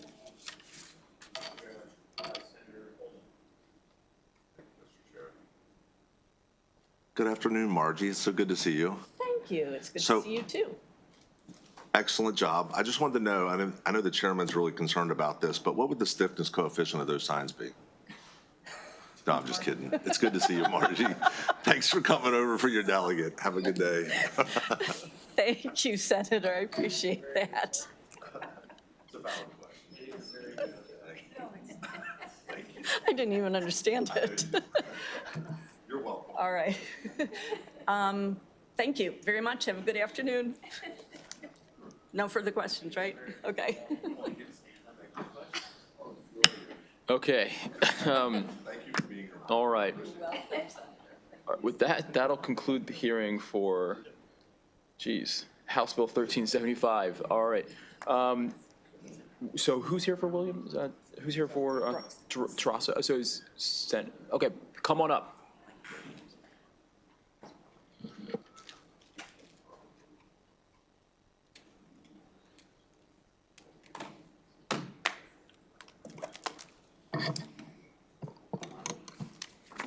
Good afternoon, Chair Smith, Vice Chair Waldstreicher, and esteemed members of the Judicial Proceedings Committee. For the record, I am Brooks Scoville, Delegate Jen Terrassa's Chief of Staff. Thank you for the opportunity to present HB 1371, the Maryland Mobile ID Enhancement Act. This legislation aims to expand the use of electronic credentials in our state, building upon the successful implementation of the Maryland Mobile ID Initiative. In 2022, Maryland took a pioneering step by introducing digital driver's licenses and state IDs, which allows residents to add these items to their mobile wallets. If you haven't done it yet, it's super easy. Jen would tell you that it took her longer to find her mobile wallet than it did to put her ID in that mobile wallet. To be clear, the police aren't set up to accept this, so make sure you have your driver's license with you at all times. But over 200,000 Marylanders have integrated their IDs onto platforms such as Apple Wallet, Google Wallet, and Samsung Wallet. So the goal here is to expand the use of these mobile IDs as much as possible, eventually completely or mostly transitioning to mobile ID here in Maryland, and to facilitate the interstate use of mobile IDs. So HB 1371 expands the use into vehicle rentals, and it also allows the MVA to enter into agreements with national associations of motor vehicle agencies. The collaboration will facilitate the issuance, use, and verification of electronic credentials across state lines. And you may have heard that TSA is actually going to require you to have a real ID when you're at the airport now, and Maryland Mobile ID meets that real ID standard. They're able to read it on their readers. And also, I'd like to share with you that since the goal is to eventually transition to mobile ID use, you might be wondering how this would work when carding someone to make sure they're age 21. Well, it turns out all you have to do is download a mobile ID reader on your phone. And we were going to do a cute little demonstration here between me and the delegate, but since she's not here, I can't read her phone. But basically what happens is I can read her phone because I have the app, and all that comes up when she authorizes it with her face is this is what I would see on my phone. So it just shows the driver's license image and verifies that she's over 21.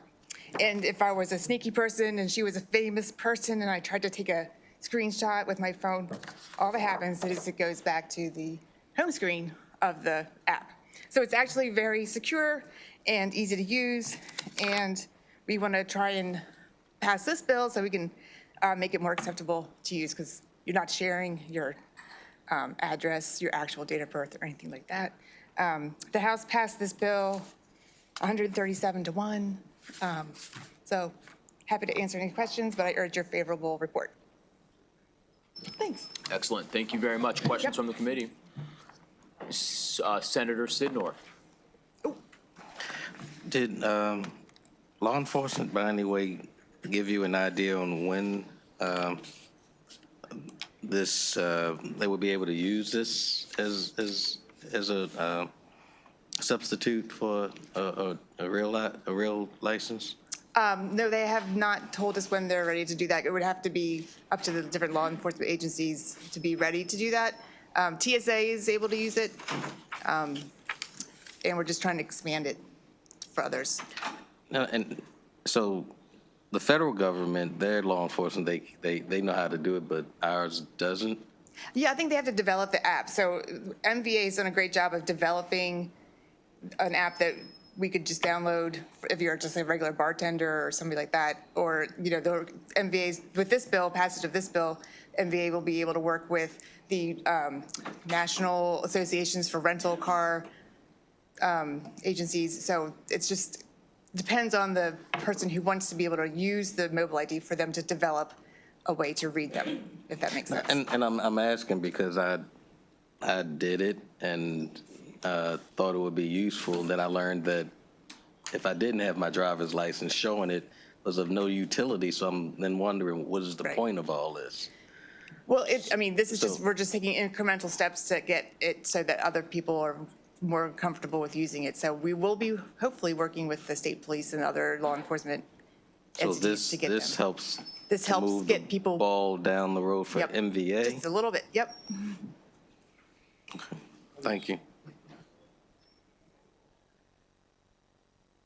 Thank you for the bill and the great presentation. So Maryland offers like a non-compliant ID that's not a driver's license. It's just or maybe it is a driver's license, but it's non-federally compliant. Is that eligible for this technology, or is it not eligible for this technology? A non-federal compliant driver's license? Correct. Does the Maryland, we have one of those? I have no idea. Okay. But whatever, yeah, you just, whatever your ID is, you're able to put it onto your digital wallet, if that makes, so you have to, you have to take a picture of the front and the back of your driver's license, and do some biometrics verification, and then it's in there. I guess I can try and show you, but. Okay, we'll figure it out offline. Yeah. Thank you. All right. committee? Okay, excellent.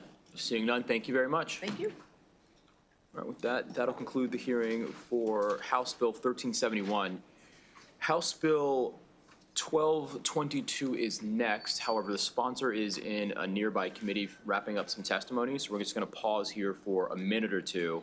We're not going to gavel out. We're just going to wait for the delegate to come here to present her bill, and then we'll move forward. So we'll take a 2-minute while we wait for the delegate.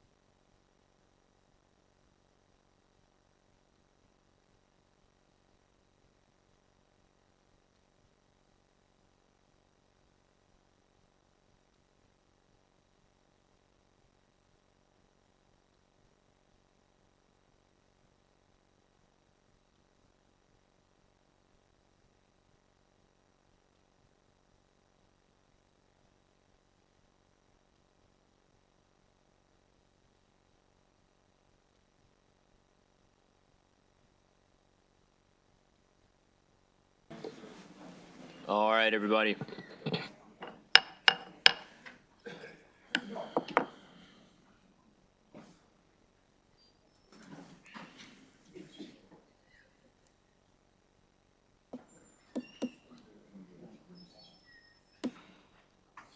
Excellent. All right, we will now hear from Delegate Williams for House Bill 1222. Delegate Williams, welcome.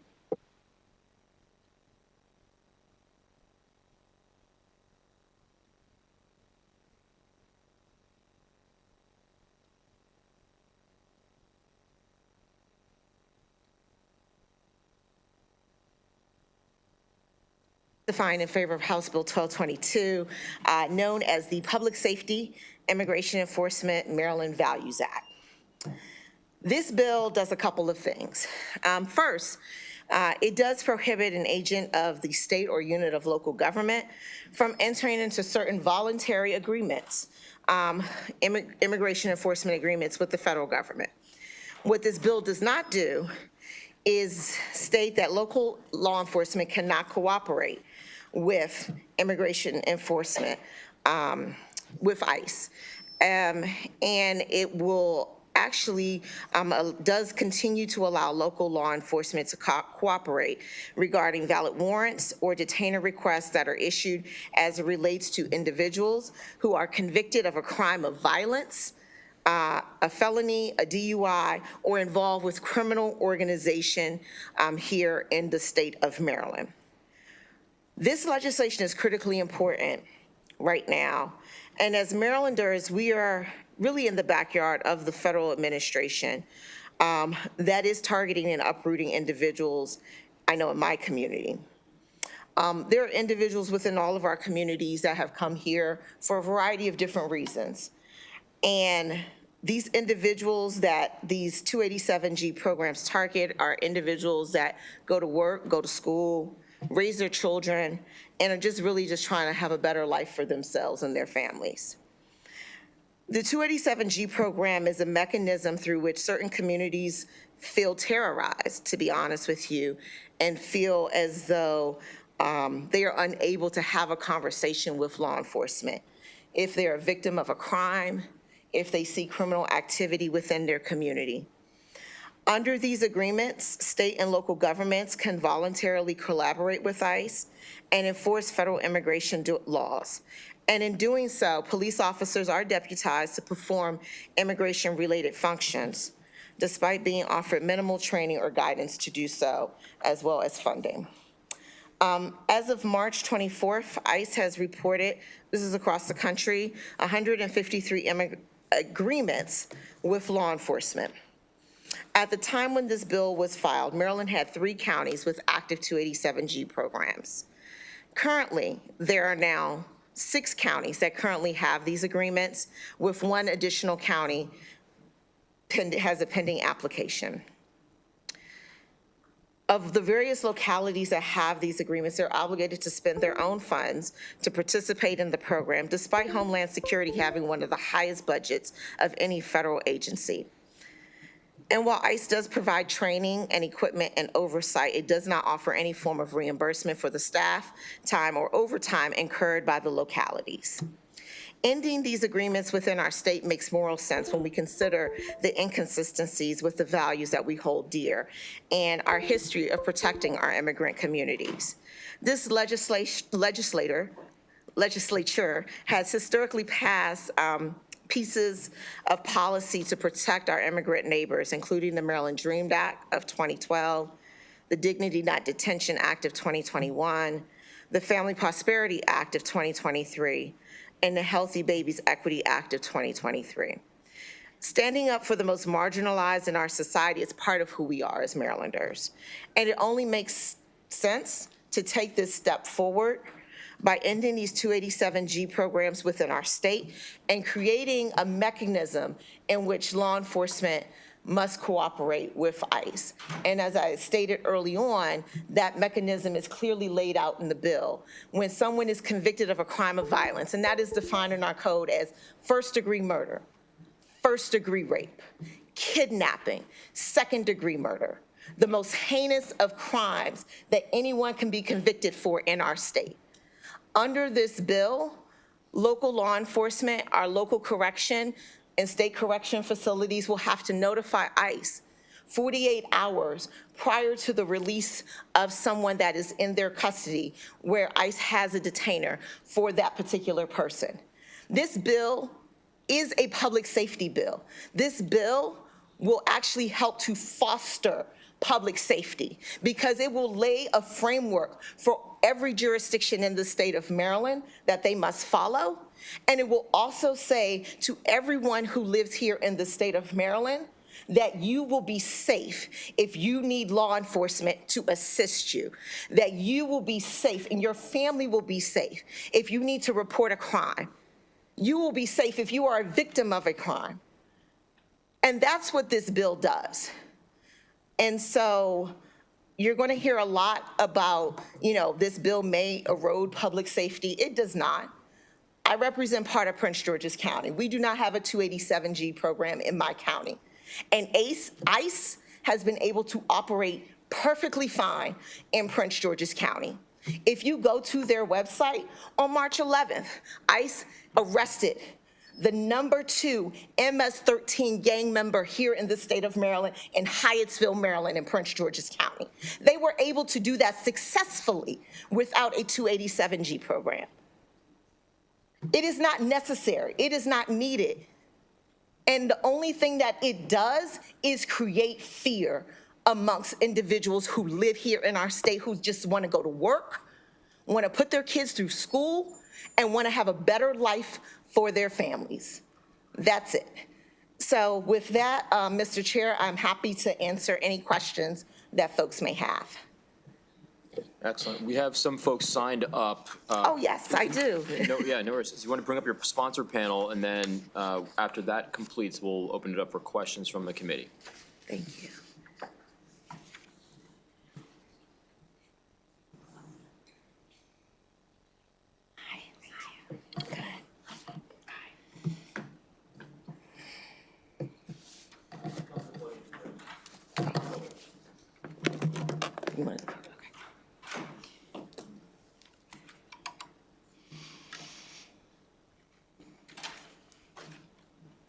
Good afternoon. My name is Stephanie Wolf. I'm the Director of Immigration Services at the Maryland Office of the Public Defender, and we respectfully request the committee issue a favorable report on HB 1222 with the important amendment outlined in our written testimony. 287G agreements undermine due process and make innocence irrelevant, eroding trust in our legal system by obligating local officials to act as ICE agents and requiring them to hand over people for deportation even, and in fact, especially when they are released without being convicted of any crime. The number of 287G agreements has more than doubled both in Maryland and nationwide since January 20th. And it's easy to see why ICE is pushing this expansion. 287G requires localities to subsidize the administration's mass deportation effort with local resources. It also hands ICE the unilateral power to decide when an encounter with law enforcement should result in an immigration arrest, leaving the local jurisdiction no discretion to make exceptions for factual innocence or when charges are very minor. 287G targets the least culpable people. It does not target people with serious convictions. 92% of 287G detainers in Maryland over 7 years were for people with no convictions or only the least serious level 3 convictions, 92%. 287G agreements only allow ICE to arrest people who are being released from a local jail. But people who have been convicted of serious violent offenses go to DOC. And when they are released from DOC, they are already being identified and taken into custody by ICE, as ICE has acknowledged. People being released from a local jail have generally been found not guilty, had their charges dismissed or placed on the STET docket, been released pre-trial by a judicial officer, or completed a short sentence for a less serious offense.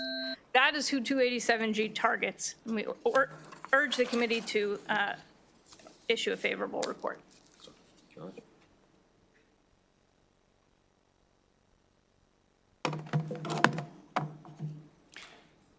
Dear Honorable Chair Smith, Vice Chair Waldstreicher, members of the committee, My name is Nicholas Katz, and I'm the general counsel at CASA. We're a national membership organization with more than 173,000 lifetime members, proudly founded and headquartered here in Maryland.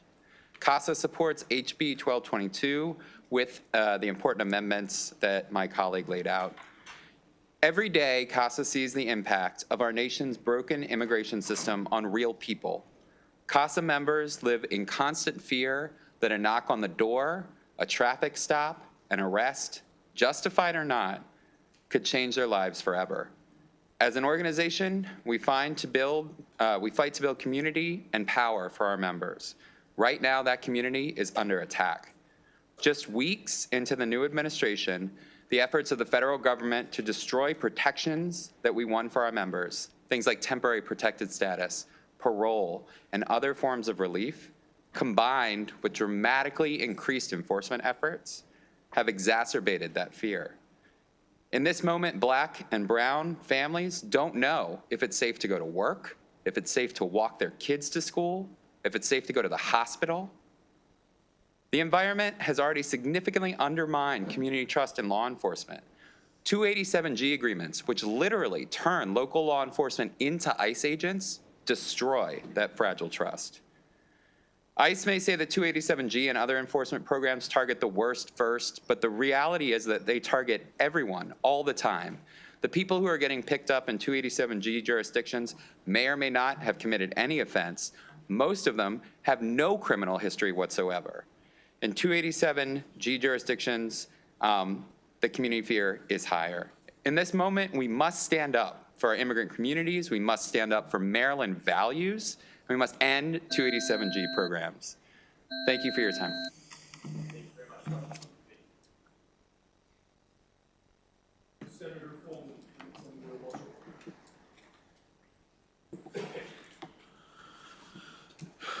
Thank you, Mr. Chair.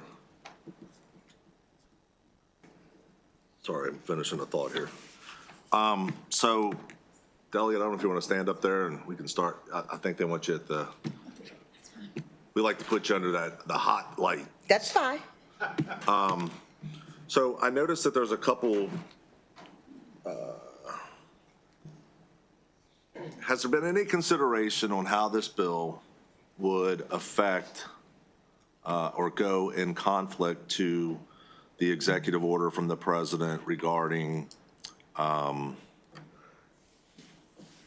sanctuary cities, sanctuary counties, sanctuary states? Right.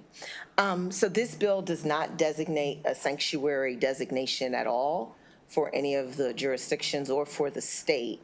As I mentioned earlier in my remarks, we have already enacted a number of pieces of legislation around protecting various immigrant communities here in the state of Maryland. And so I think that if this bill were to pass, it does not modify Maryland's standing whatsoever with regards to how it may or may not be seen with the federal administration. So you don't feel that this measure is in direct conflict with basically the national referendum that was voted on in November, and now this president coming in? Your feeling is that this does not go in conflict of that, and that this state would not risk any federal funding by passing such a measure to not cooperate fully with a federal partner? I think that this bill actually does state that we will cooperate with that federal partner. Fully? It does. Well, first of all, we're required under the law to cooperate whenever we arrest anyone. When we arrest anybody in this state and we fingerprint that individual, those fingerprints go into the national database that Maryland is a part of and required to be a part of under federal law. ICE is a part of that national database. And so when someone's fingerprints are put into that system, those fingerprints will be sent to ICE. ICE will be notified that we have that individual within our custody and that they can go to wherever that person is being held at that time and choose or choose not to pick up that individual. This bill does not change that whatsoever. Okay, so there's a lot to unpackage here. So when you're talking about that there's a notification process through fingerprinting through the NICS system, we've had over plus 10 million additional sets of footprints coming into our country over the past 4 years. The numbers are not really in dispute. We don't have the federal resources to go around when these people are being arrested at times, which is why they're only even targeting the most serious offenders. So there's been some, I want to clarify a few things. You mentioned that we're deputizing law enforcement. Under the 287G program, it deputizes local law enforcement. It deputizes the officers to go and make arrests on behalf of ICE? Well, there's different types of models under the 287G program. So the model that we have here in the state of Maryland is the jail enforcement model. Correct. Right. And so we're not deputizing law enforcement as ICE agents to make arrests? Well, under the jail enforcement model, the individuals who have these agreements are asking certain questions of individuals who have been arrested, questions about where they were born, questions about their country of origin, those types of things, which is part of the training that they have received through ICE. And that is somehow a violation, in your opinion? What I'm saying is that is what they have agreed to under these agreements. Sure. And so what this bill does would end those agreements and thus that line of questioning. Okay, so, but we don't ask people selectively these questions. We ask them regardless of their race, creed, color, nationality. We ask them universally. Doesn't matter what color your skin is, we ask those same questions. Is that true? The questions are asked, but the questions are asked before we even know that someone is actually guilty of anything under our criminal code here in the state of Maryland. They're charged with a crime. They're being charged, but they have been found guilty. Correct. But they're been charged with a crime that has created a need for them to at least be processed in for detention. Right, and they could be processed for that crime if they have been accused of a crime. Right. And really, that's really the impetus of this bill, is that we're going to hold them accountable for that crime here in the state of Maryland. They are going to be tried in our courts, and if convicted, they will be convicted in our jails of that crime. And as stated earlier and stated in the bill, if it is a crime of violence or a DUI or a felony, the local jurisdiction will notify ICE 48 hours prior to their release that they are about to release them. Well, but by that logic, what you're saying is that we shouldn't ask them where they're from until after they're convicted. And at that time, because we typically don't ask anyone where they're from. We ask everybody. We might ask where they currently live for processing purposes, but we don't ask where they're born. Well, okay. We have jurisdictions well documented across this country that ask that very question. Are you a U.S. citizen? Where were you born? City and state. When I applied for a driver's license to get my new driver's license, they were like, hey, where were you born? Because you got to like show this. And I'm like, but I was born in Maryland, and here's where I was born. So we ask this a lot of different places. I think is a little different than being arrested for a crime. Well, it deals with citizenship. This is the deal. So, the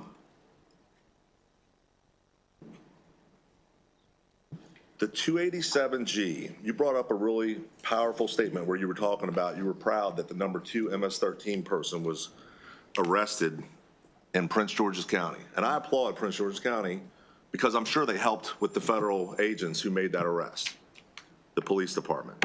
But what are the 2 counties in the state of Maryland that are sanctuary counties currently?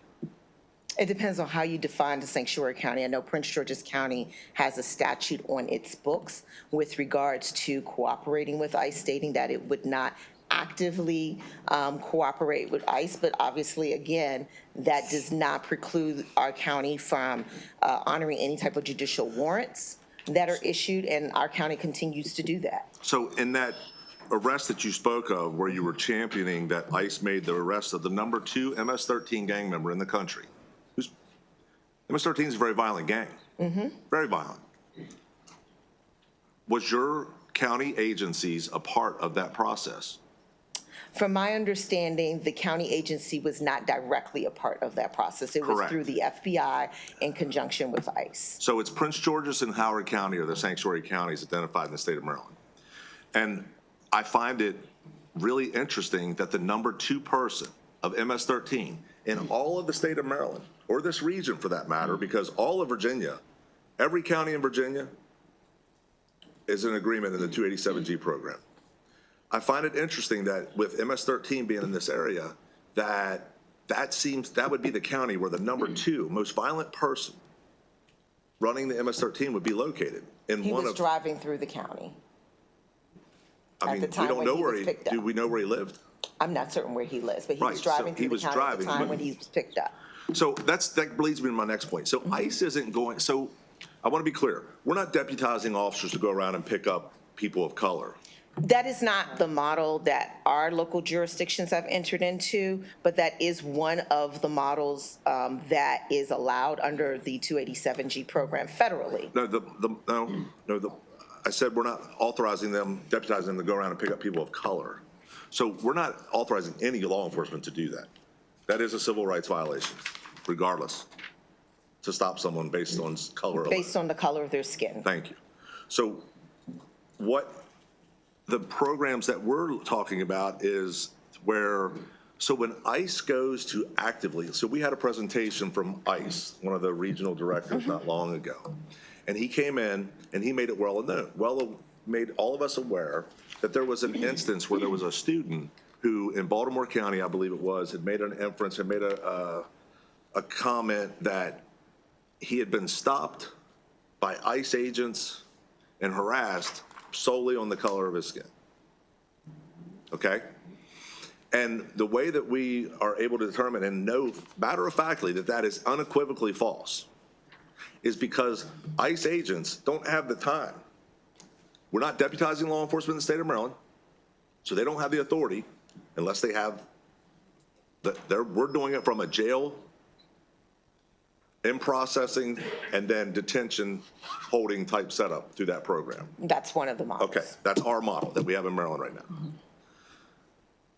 This young man makes that comment, gets everybody all up in a roar, and then we have, and that's where the tainting of the public distrust comes in with law enforcement.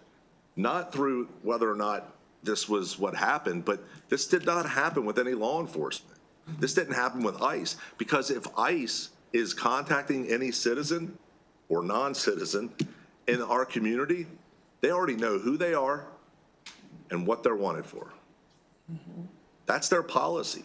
They don't have time. We've had such a hemorrhaging at our borders. We don't have time to go around and police each and every one and ask them their immigration status.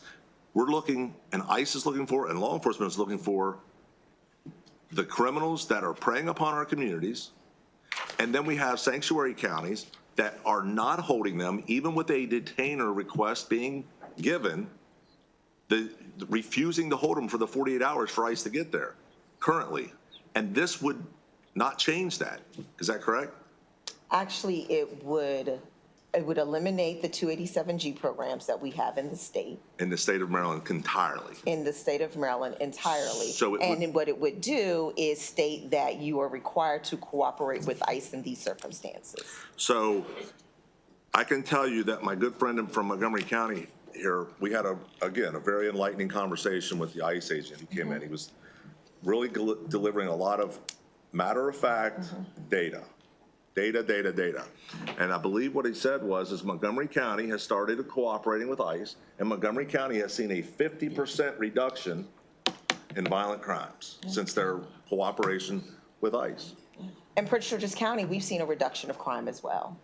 You've seen a 50% reduction in I don't know violent if crime? it's quite 50%, but I know our state's attorney has testified publicly that there has been a reduction of crime in Prince George's County. Well, I think that's wonderful. I think that's really good that your local officers are doing that, and I applaud them for their efforts. So we have 3 current counties. Mr. Chair, I apologize. I'm just going to. No, yeah, I mean, I'll interject and just clarify one to say. I mean, I know there's correlation causation. I mean, he did mention those trends. You know, I don't know if we were able to parse out whether it was a direct result of their cooperation. They do cooperate. Montgomery County does cooperate. That's true. I'm not sure the cooperation. Can we agree that it was uniquely? You know, there are a number of other factors for Montgomery County stepping forward with public safety measures and efforts that have driven crime down. They do cooperate with ICE. Can we say it was uniquely coincidental?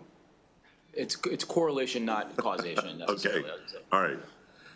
So we have 3 current 287G programs. We have 6 that we're wanting, or coming on board. We've had, is that what you were saying, or somebody had said? What I was saying is that at the beginning of the session, there were 3 that existed. Now, currently, there are a total of 6 that exist, and that there is a 7th county that has an application pending. Okay. So so these counties that are doing that, are you aware that through the fingerprinting process that you're mentioning, that through the NCIC Center, that we are not allowed to process fingerprints unless it is actually the answer or the question is asked of a nationality of the person? Are you aware of that?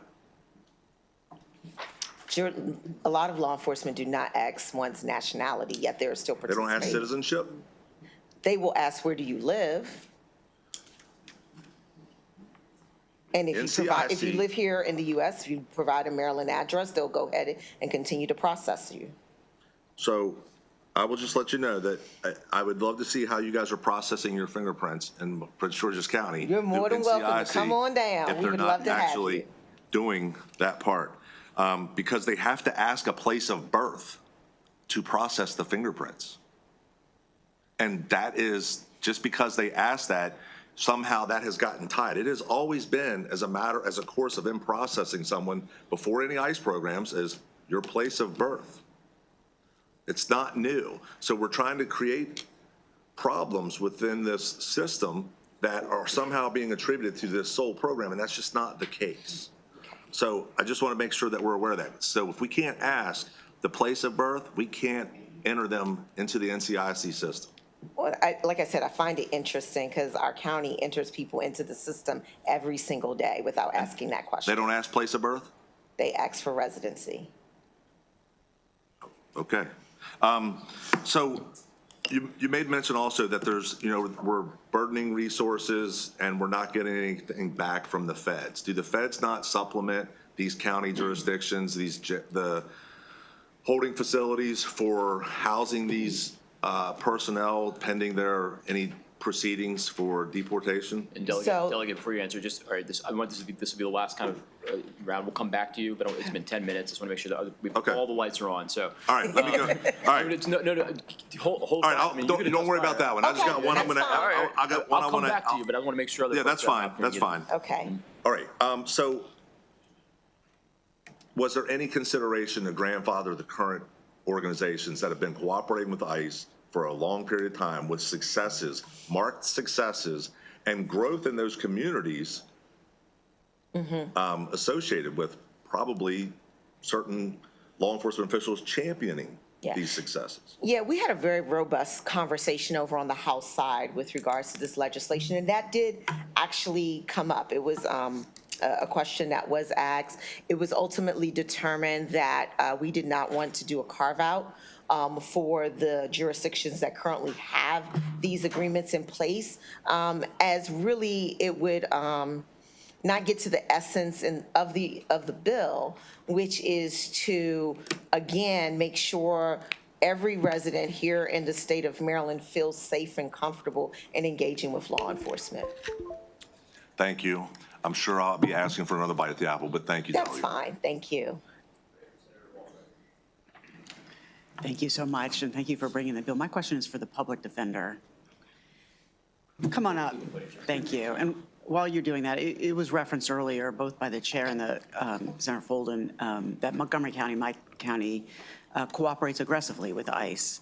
And it was described to me by someone in Montgomery County as essentially 287G without signing the agreement, because it's not politically palatable in Montgomery County to be part of that agreement. When I referenced that to an advocate who supports the bill yesterday, they said that that was not accurate, that Montgomery County's, the Elrich's administration's aggressive cooperation with ICE is not equivalent to 287G. So I'm trying to understand the difference between what Montgomery County is doing, which has been referenced a couple times here, and which the county government believes to be equivalent to 280G, even as they don't sign the agreement, and a formal 287G agreement. Thank you for that question, because I think that's a very important clarification. So I think what Montgomery County is describing is full cooperation in the way that would still be permissible if this committee in this General Assembly votes to end 287G. And what that means is, as Delegate Williams described, when somebody's booked into the jail, they're fingerprinted. Their fingerprints go into NCIC. If those fingerprints are on file with ICE, they get an alert, and they can place a detainer. And then on the other side of that, once that person is being released, and if they're being released, if they get sentenced for a serious crime and they go to the Department of Corrections, we all know those folks are getting identified. They're getting picked up by ICE upon their release from prison. But looking only at the people who are released from the Montgomery County Jail, if they're released from the jail and an ICE detainer has been placed, Montgomery County has a fairly expansive policy about notifying ICE when that person is about to be released. What they don't do, because they don't have a 287G agreement, is hold two things. One, they don't do ICE's job up front. So when the person comes into the jail, they don't, as Delegate Williams pointed out, they don't interrogate them about their status. But it does go beyond just asking them their place of birth, what a 287G officer does in those jurisdictions. They actually will interrogate the person about their status. They have access to an ICE computer terminal in their detention facility where they will investigate to try to find out if this person has some form of status or is deportable. And then if they think that the person is deportable, they'll actually generate the paperwork on behalf of ICE. So we have our correctional deputies issuing ICE detainers, filling out ICE warrants, and they're even, under the jail enforcement model, authorized to issue the person, or not to serve on the person, but to generate a notice to appear in immigration proceedings. So Montgomery County is not spending its time and resources doing ICE's job in that initial interaction when the person comes into the jail. And then the second piece is when the person is being released, they're not holding them for an additional 48 hours. After the criminal case is over, after they've been found not guilty, after their case has been dismissed, after they've been released on a bond by a judge, they're not holding that person extra time to give ICE additional time to come and get them. And that's very important, both constitutionally, because an ICE detainer is not a judicial warrant. So they're not holding that person extra time without a judicial warrant. It's important fiscally because they do not get reimbursed for the medicine, the bed space, the staff time that it takes to house the person for an extra 2 days. And it's important because holding someone for an extra 2 days is another way in which 287G particularly targets people who haven't been convicted. Because people who get released on a bond or because of a dismissal or a not guilty, those releases are effective immediately. The judge says, let this person out, the jail processes them out, and they leave. And so under those circumstances in Montgomery County, ICE may get notified, but they're not in every case going to be able to come within the next couple of hours after a person's case has been dismissed to make an arrest at the jail. With a 287G agreement, that dismissal or that not guilty happens. The judge says, release this person now. And then they stay in jail for an extra 2 days to give ICE a convenient window to pick up those least culpable people who are being released from the jail without a conviction. So those are the two major differences between just a full cooperation policy, which is still permissible under this bill, and a 287G agreement, which allows our deputies to act as ICE. They are deputized to act as ICE, to serve ICE warrants, to do interrogations and fill out paperwork on behalf of ICE. And it doesn't authorize that additional 2 days of detention. One quick follow-up. So you indicated people who are known to ICE, in other words, their fingerprints, if they're in the local jail, there's cooperation with ICE in Montgomery County. And if someone is unknown to ICE but convicted of something serious and they're in a state prison, ICE, they will make a determination, they will contact ICE. What about people, just so I understand, in that middle ground? So most of the 14101 crimes are so serious that that person will inevitably end up in prison. But I imagine that there are a couple 14101s, and depending on which judge you get, where the sentence will be served in the local jail, not in the prison, but the fingerprint is unknown to ICE.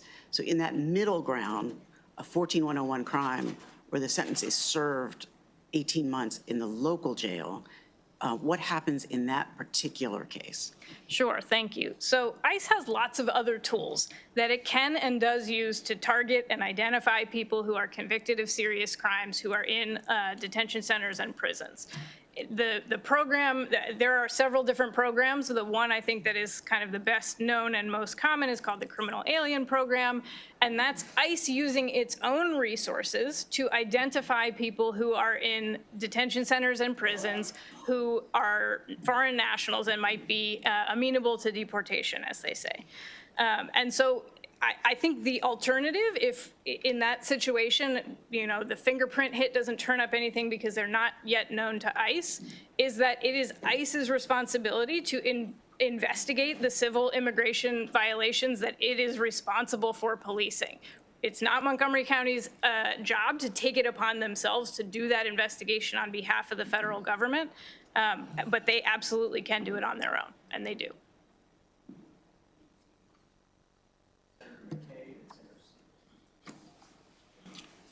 Thank you, Mr. Chair. My questions are for the sponsor, Delegate Williams.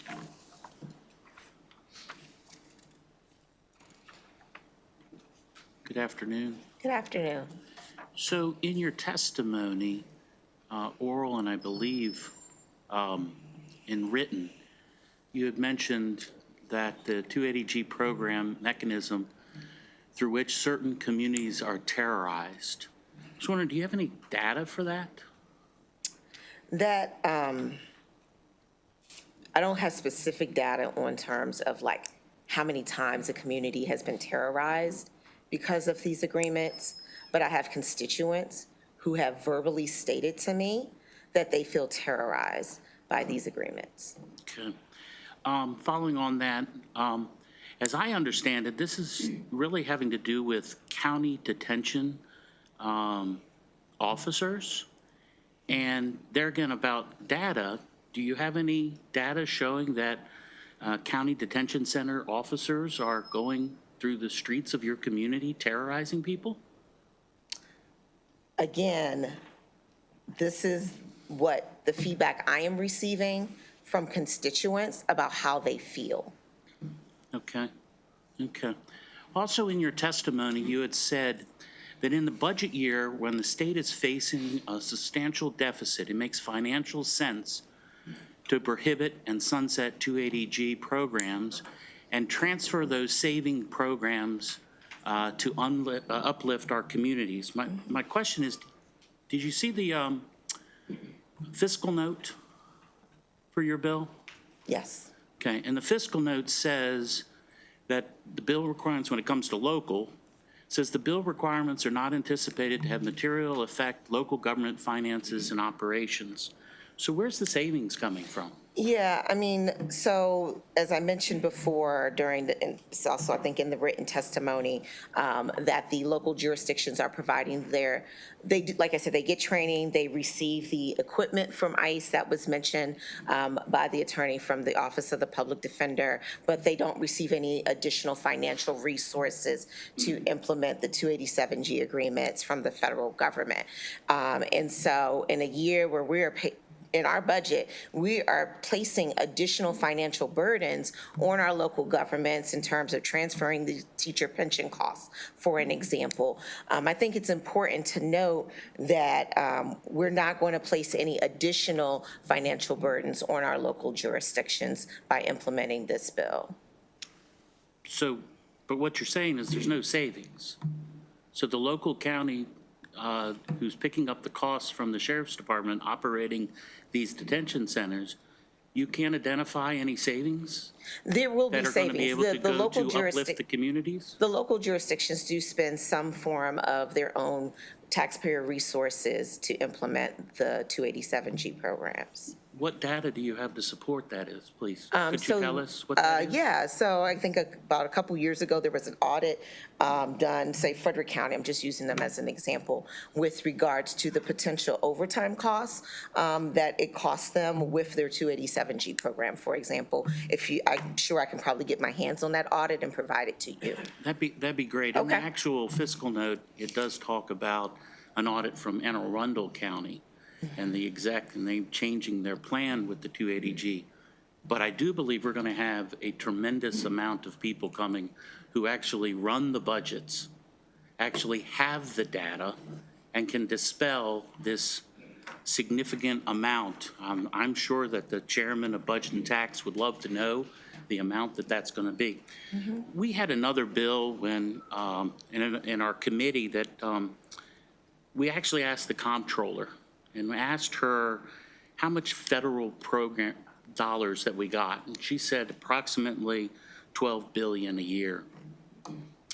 And knowing that I had asked her this same question, and it just didn't make sense that while we are saying that we're in a financial trick bag, we are having a problem paying our bills in the state of Maryland for decisions that we have made in passing policy.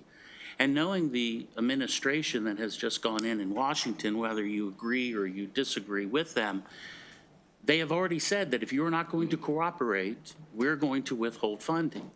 So why would we put in my words, a absolute reckless piece of legislation that would possibly put the state of Maryland back into a financial trick bag like it did back in I believe it was in the 20s and 30s when the state of Maryland almost went bankrupt, when the General Assembly passed more policies of paying that outweighed their revenue.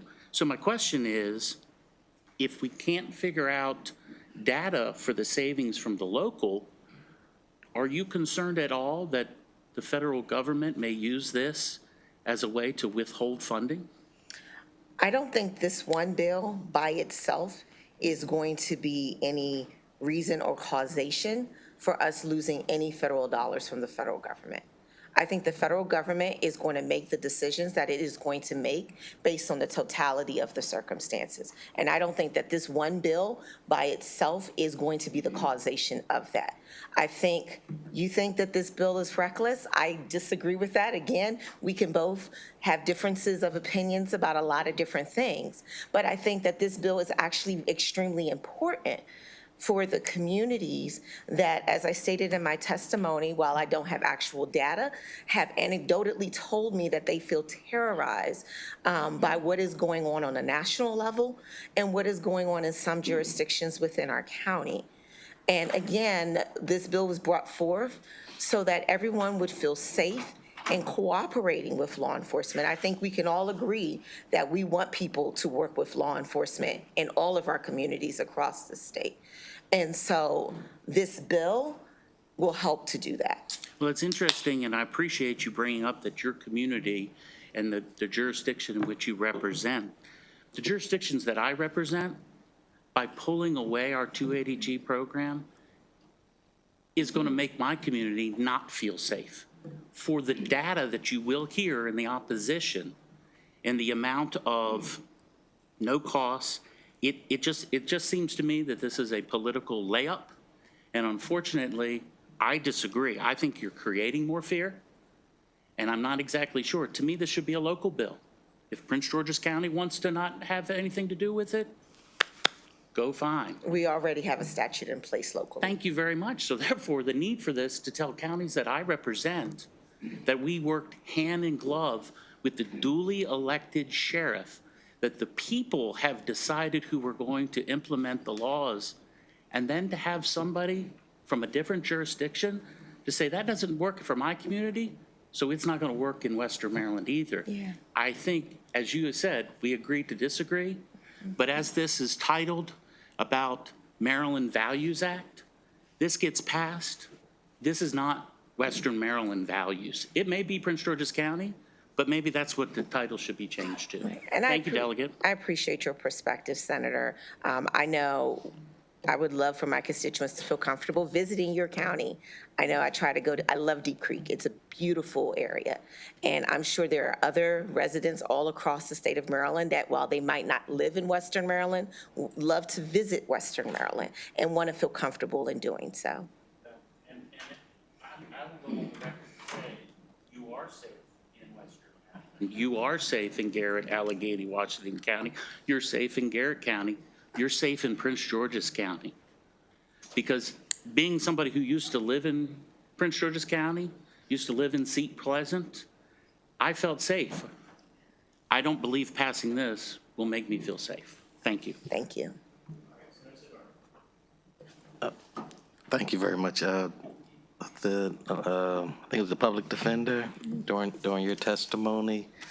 You seem to be drawing a distinction between those who were, I guess, incarcerated in jails for, I guess, more minor offenses, and those who are incarcerated and held in prisons. And I'm curious, just from your perspective and based on your experience, could you walk us through how 287G, how it works from what you've seen? Yes, absolutely. So I think this is a good opportunity to take you through a specific example. I know Senator McKay was asking for some specific examples.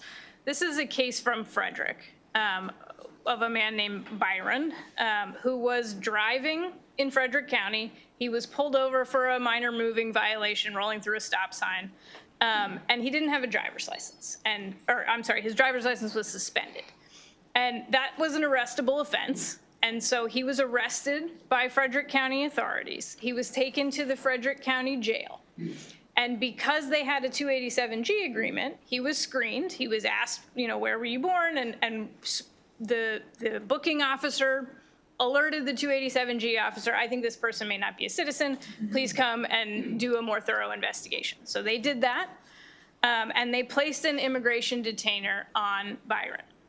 Now, he was only charged with driving on a suspended license. This is not a charge that under normal circumstances would result in any significant amount of jail time. What's going to happen normally in that case is they will see the district court commissioner who will let them out on personal recognizance.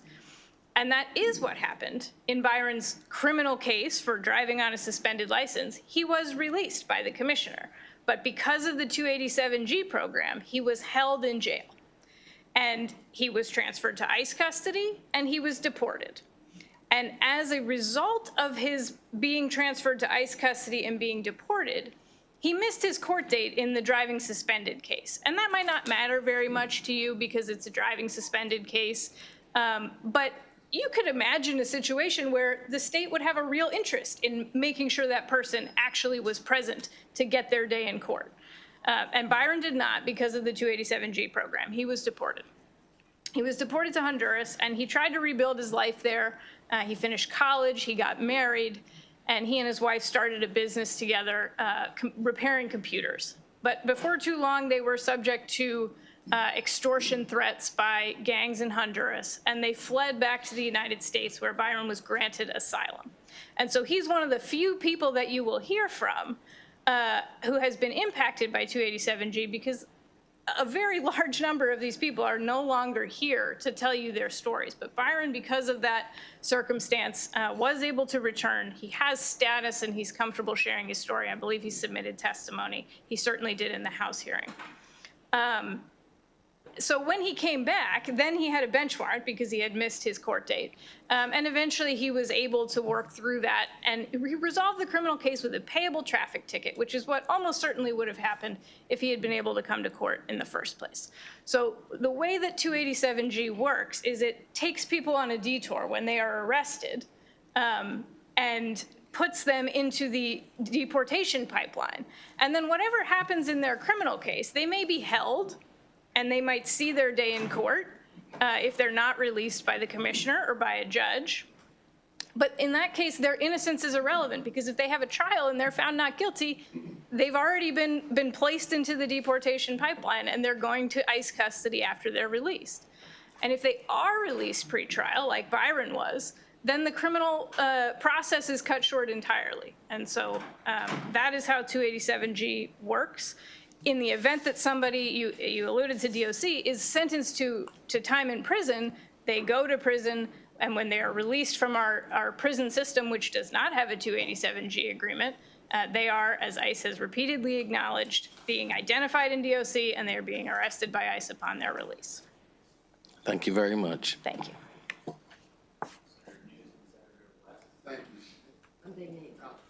Can I ask? Yeah.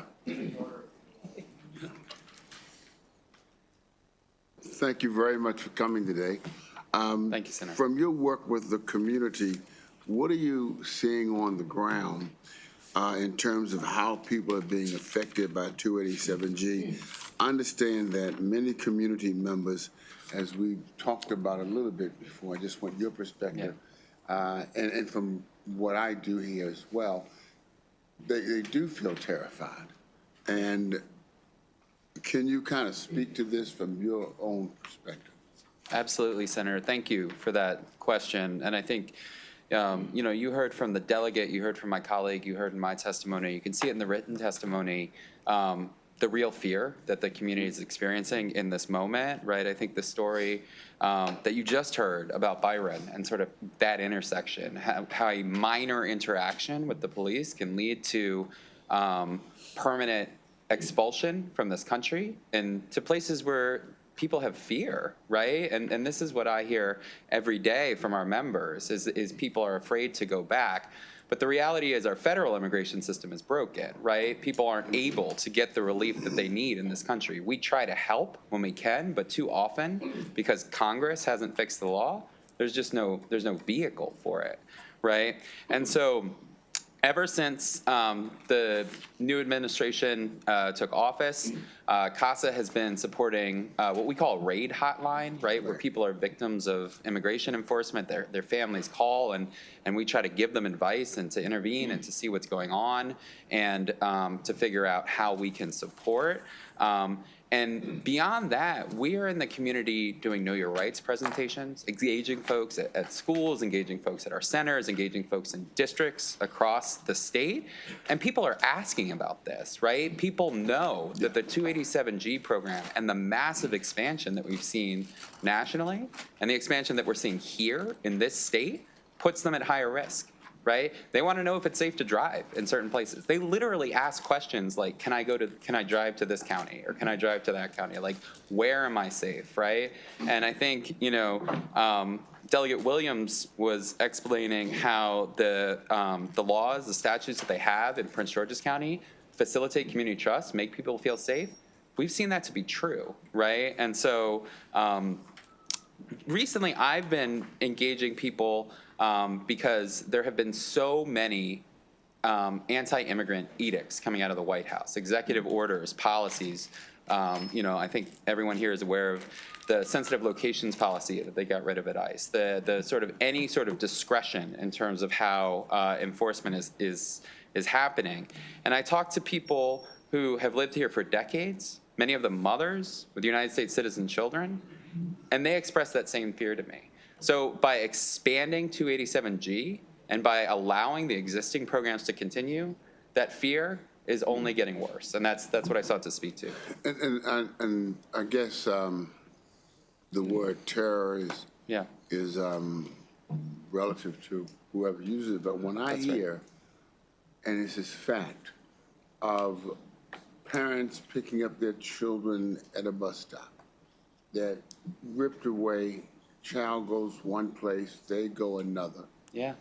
When I hear of someone on a college campus who made a statement and we're covered by First Amendment rights no matter what, and they're swooped up and just taken out of the country, and on and on and on those stories go. So in my opinion, and you can tell me if you agree, there is a sense of people, if it's not happening to you, you don't feel terrorized. Right. But if you're under this, you're terrorized. Right. When they come to your community, even if you haven't done anything wrong. I go to, you know, a parent goes to the hospital and they're gone. Yeah, that's a very terrifying experience. And I'm hearing it all the time. And so, first of all, thank you for putting the bill in. I really appreciate the bill. And thank you very much for answering my question. Thank you, Senator. Appreciate it. Senator Weston, Senator Davis. Thank you. Thank you, Mr. President. Delegate Williams, could I talk to you for a minute or two? First of all, I'm looking towards the end of the bill where you basically say the 287G agreements have to terminate and no more can be signed. But what this doesn't say is that counties on their own can voluntarily do with ICE exactly what is covered by the language of the agreements today. You're not preventing the sheriffs in the counties, the police forces in the counties from cooperating with ICE exactly the way they are today in accordance with the language of these agreements. As I read this, is that correct? That is correct. I mean, the bill would ban the formal agreements with ICE. But as I also testified, there are counties that do not have these formal agreements that still cooperate with ICE, still honor judicial warrants, still honor detainers when they are presented to them.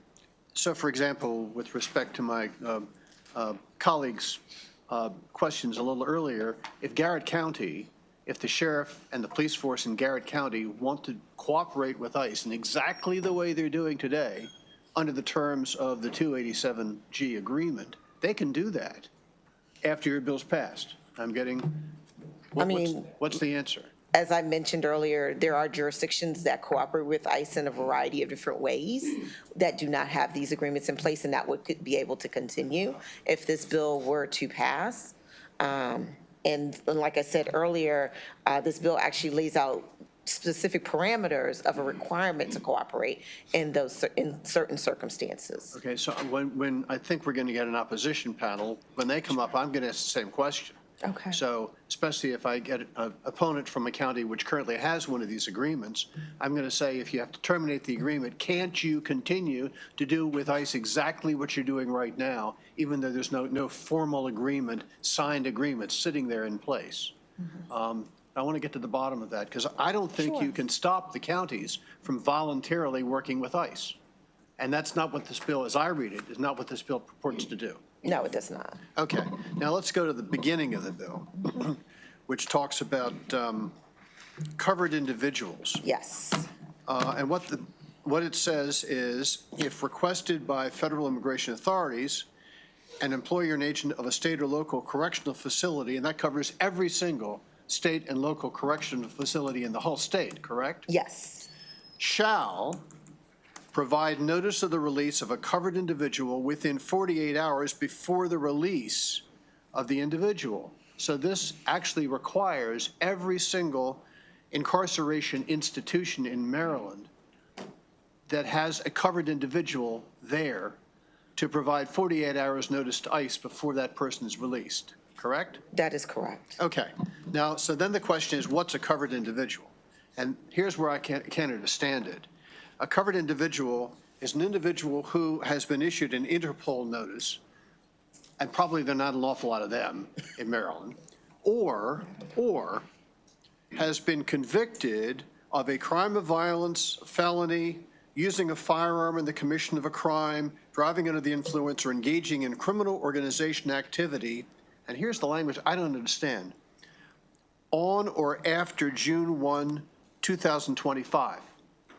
So someone who's currently in jail or is put in jail before this coming June 1st would not be subject to this bill. Yes. And therefore, that 48-hour notice would not be necessary with respect to anyone currently in jail or anyone who goes to jail before June 1st. I don't understand that. Why do you draw this distinction between people who go to jail before June 1st and people who go to jail after June 1st? Yes, that was subject of a lot of debate on the House side. The original version of the bill actually did not specify a specific time frame. And so the concern and the reason that that June 1st date was amended into the bill was because you had individuals who were convicted of these crimes and other crimes, quite frankly, prior to today that may have taken a plea with regards to the charges that were placed in front of them, and maybe had taken that plea in an effort to, say, avoid deportation if they were convicted of, say, a felony. And so because we understand that these individuals were acting, taking maybe these various plea bargains with the understanding of what the law was at the time when they took the plea, we felt that it was important that this legislation did not apply to those individuals because they might have made different decisions at that time when they might have entered into that plea bargain if they were aware that this type of legislation was going to be enacted.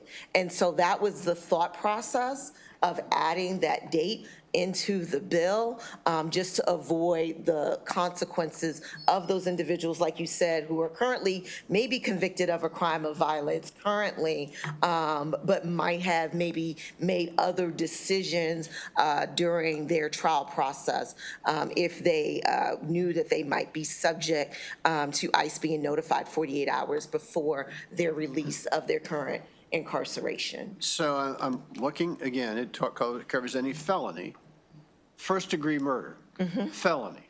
So if someone is in jail right now for first-degree murder, when that person is scheduled to be released, there's no requirement that ICE be notified. So we're going to let that first-degree murderer out without notifying ICE in advance because the person is already in jail. But if the person were convicted of first-degree murder and put in jail after June 1st, we are going to notify ICE.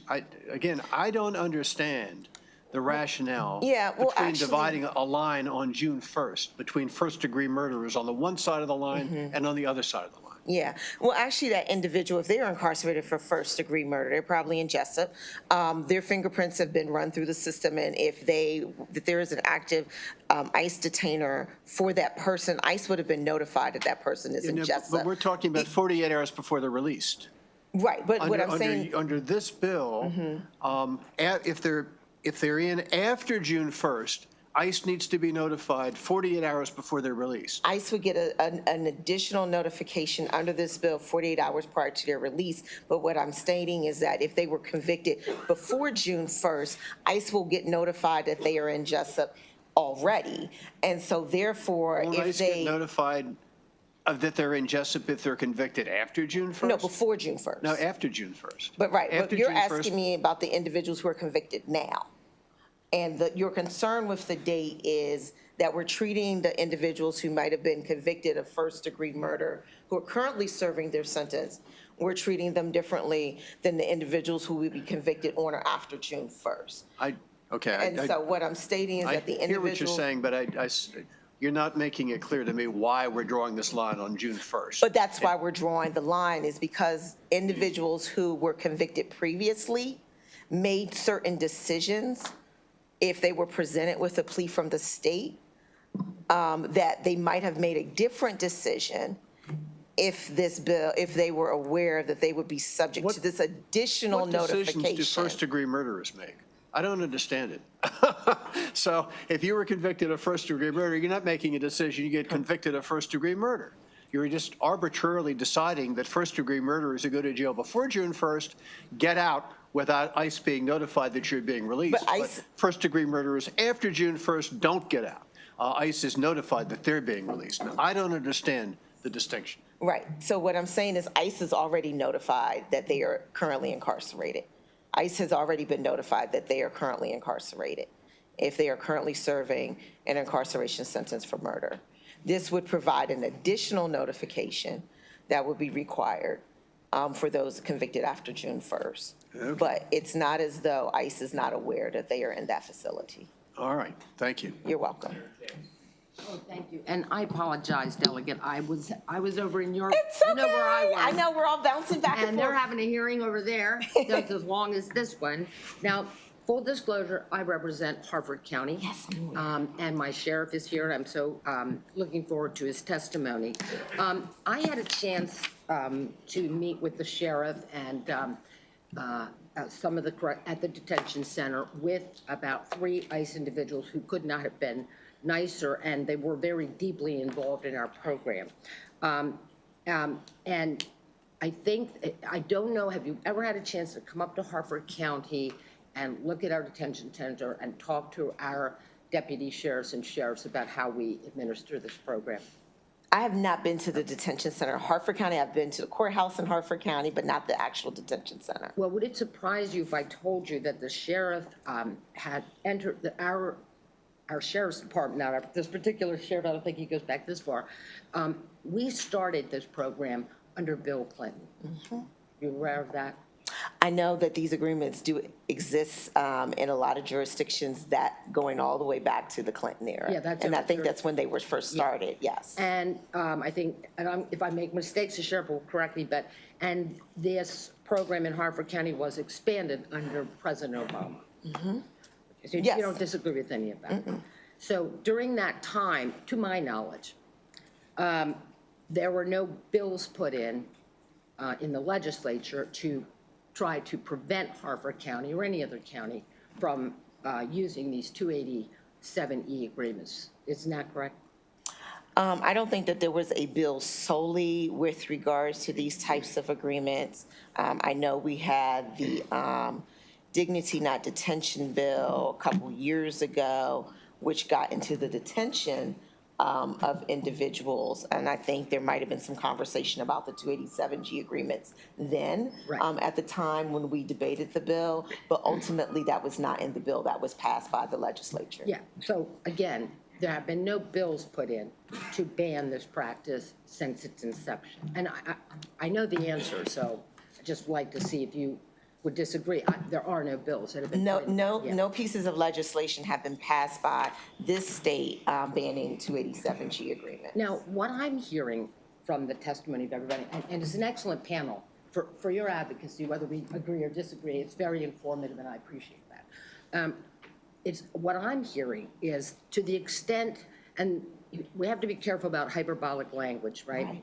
But if we're going to use the word terror and all that, I get the sense that this feeling in these communities is particularly driven by the last election and the president, not these 287E agreements prior to the president being elected.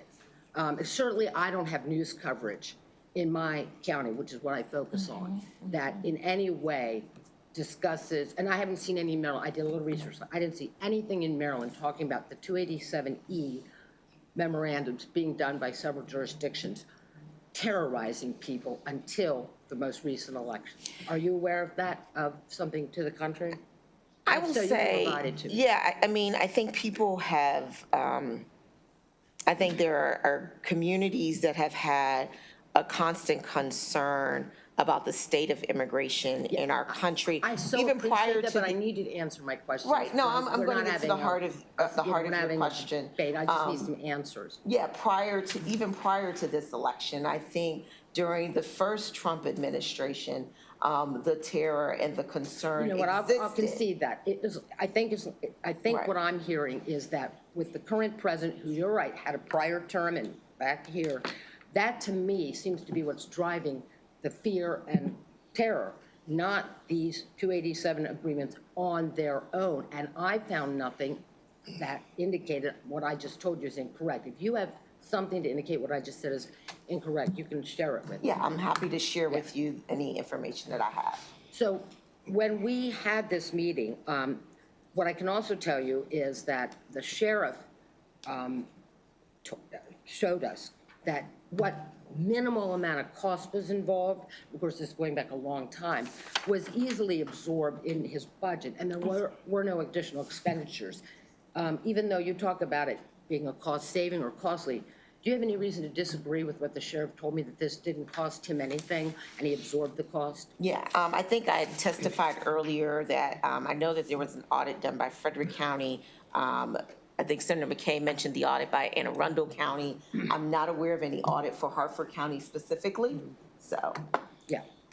So, like I said, there is no savings in Hartford County, whether this program goes forward or not. The sheriff has absorbed it. Okay. And you may also be, let's just see if you agree with me.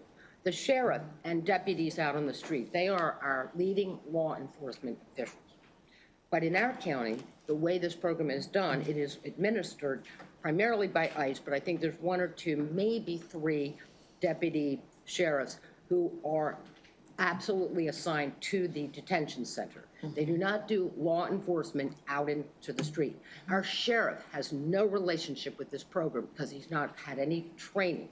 So this is done internally with a computer and a couple of correctional people who do this on a very limited basis. Does that sound correct to you? It does. Okay. I mean, all the jurisdictions I'm aware of that have these agreements, they have specific designated individuals who have been specifically taken the training, have been specifically deputized, and so it's not the entire department.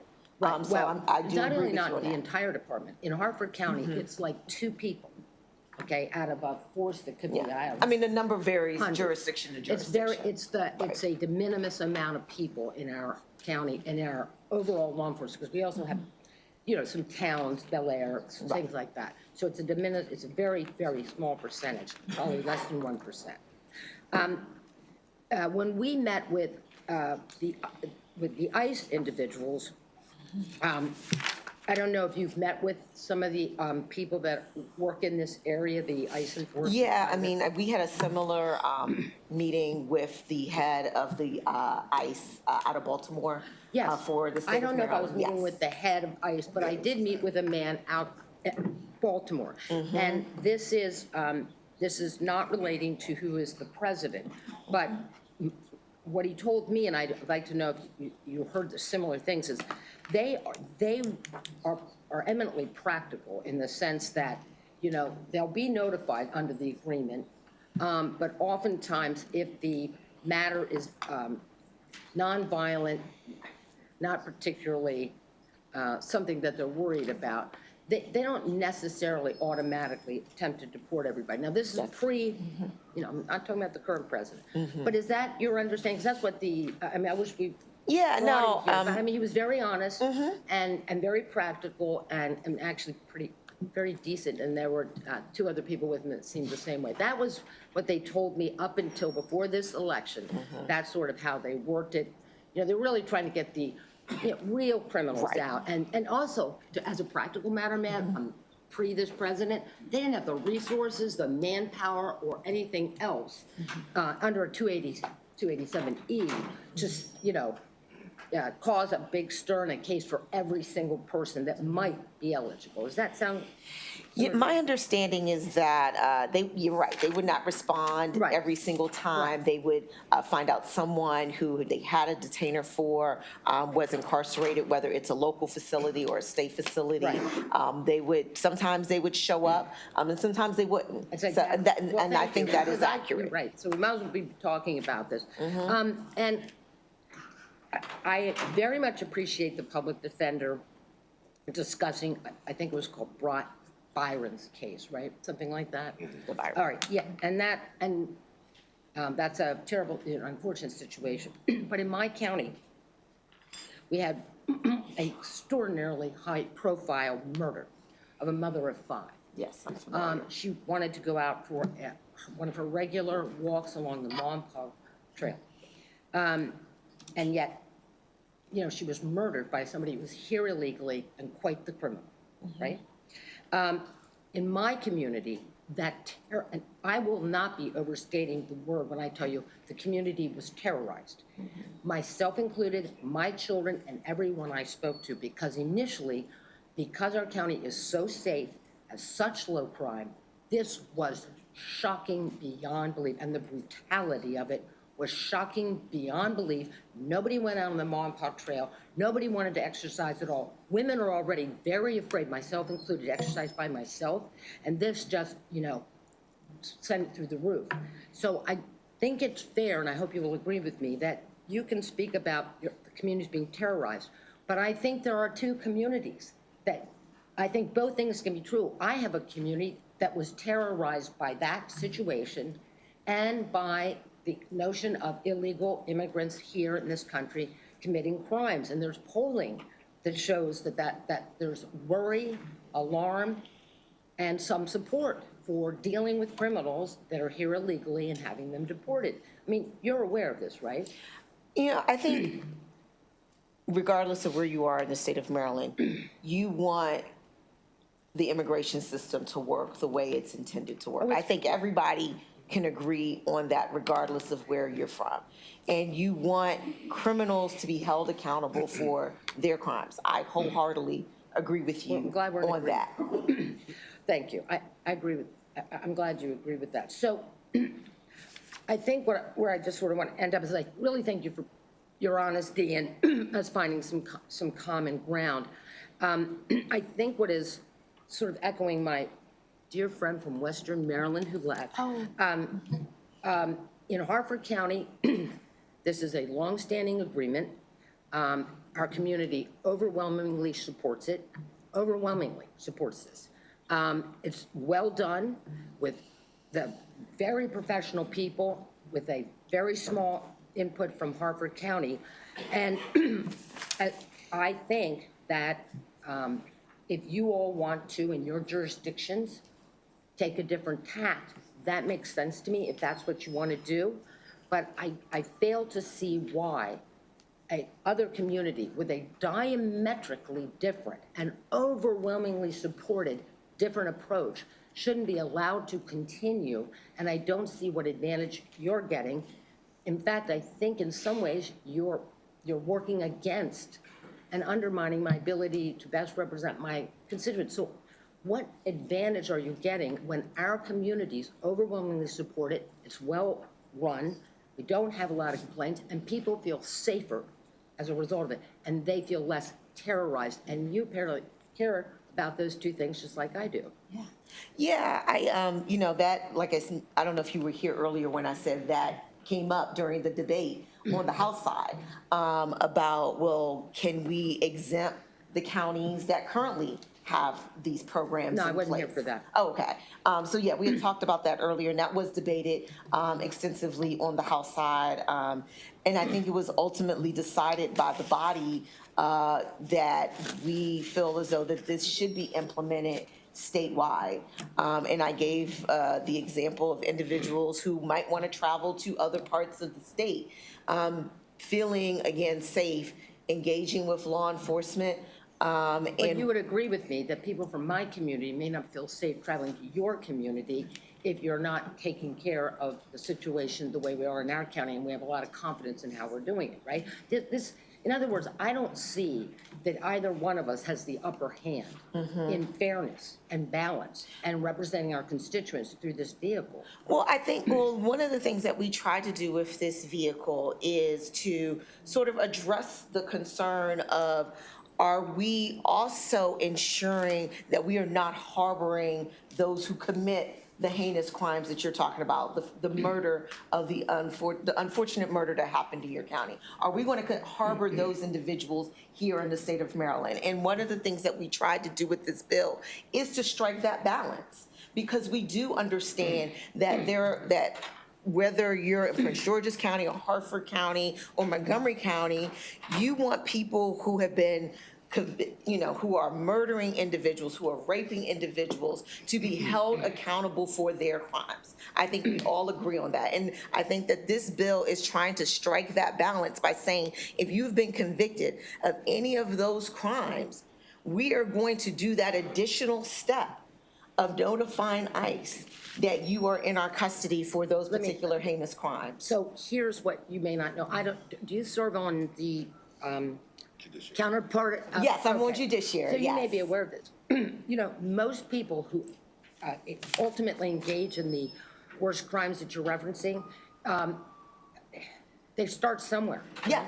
So the idea that you're going to go after people that have already done these very violent crimes, in my community, we want to be proactive, right? If you have a lesser crime, and there was a terrible example in the United States where someone was, I don't know if it was shoplifting, I don't know what the facts were, but you know, there's a much lesser crime, not violent.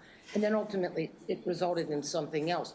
So from our perspective, you aren't tailoring it too narrowly, because most criminals, you know, started out somewhere else before they escalated. But I thank you for your answers, and I thank you for being, honest with me, and I appreciate our dialogue. Thank you, Mr. Chairman.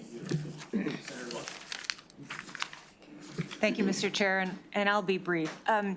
Delegate Williams, good afternoon, or yeah, still good afternoon. Good afternoon. Not evening quite yet. Not evening quite yet. I feel the need to correct something that was put out there earlier. You mentioned earlier about the top MS-13 gang individual that was arrested. I think he was number 2. I don't think he was like number 1. One at the top. One at the top. Right. Was arrested in Prince George's County. And one of the members made a statement that all of the counties in Virginia have 287G agreements, and that it was quote unquote interesting that this person was arrested in Prince George's County. Would you agree with me that that was an inference, that that person was in Prince George's County because Prince George's County doesn't have an agreement, that was the inference? That was the inference. Okay. We do not have a 287G agreement in Prince George's County. So would you find it interesting that a top MS-13 gang leader was just arrested in Virginia that has all of the 287G agreements, thereby making that inference even more out of place and inappropriate? That the 287G agreements are this person was arrested in Prince. That was incorrect. Feel free. I mean, if that's the facts of, I'm not familiar with the Virginia case. This person was arrested in Virginia, so I just would like to clarify the record on that. Okay. Thank you. You're welcome. Mr. Chairman, I will give great clarity to the record. I absolutely made that statement for the exact purposes that the good senator from Montgomery County stated, because it is important to understand that. I will also make the statement that I am exactly sure that the agencies in Virginia cooperated with ICE officials, whereas the ones in Prince George's County did not. Thank you, Mr. Chair. Now I will continue on with my statement. Your bill on page 3, Senator West started to allude to some of this, but he didn't capture this part of it. Your bill on page 3, line 13 through 15, says that it would provide notice of the release of a covered individual within 48 hours before the release of the covered individual. So that's what we in police work call a clue. Because when you say that within 48 hours, it doesn't mean 48 hours notice. It could be left, that person could be released 30 minutes before the end of, before that 48-hour window. Is that correct? The word says within. So it's not prior to, it's not at least 48-hour notice. It says within 48 hours of releasing them. So you could notify them 20 minutes and be like, hey, we're putting this guy out.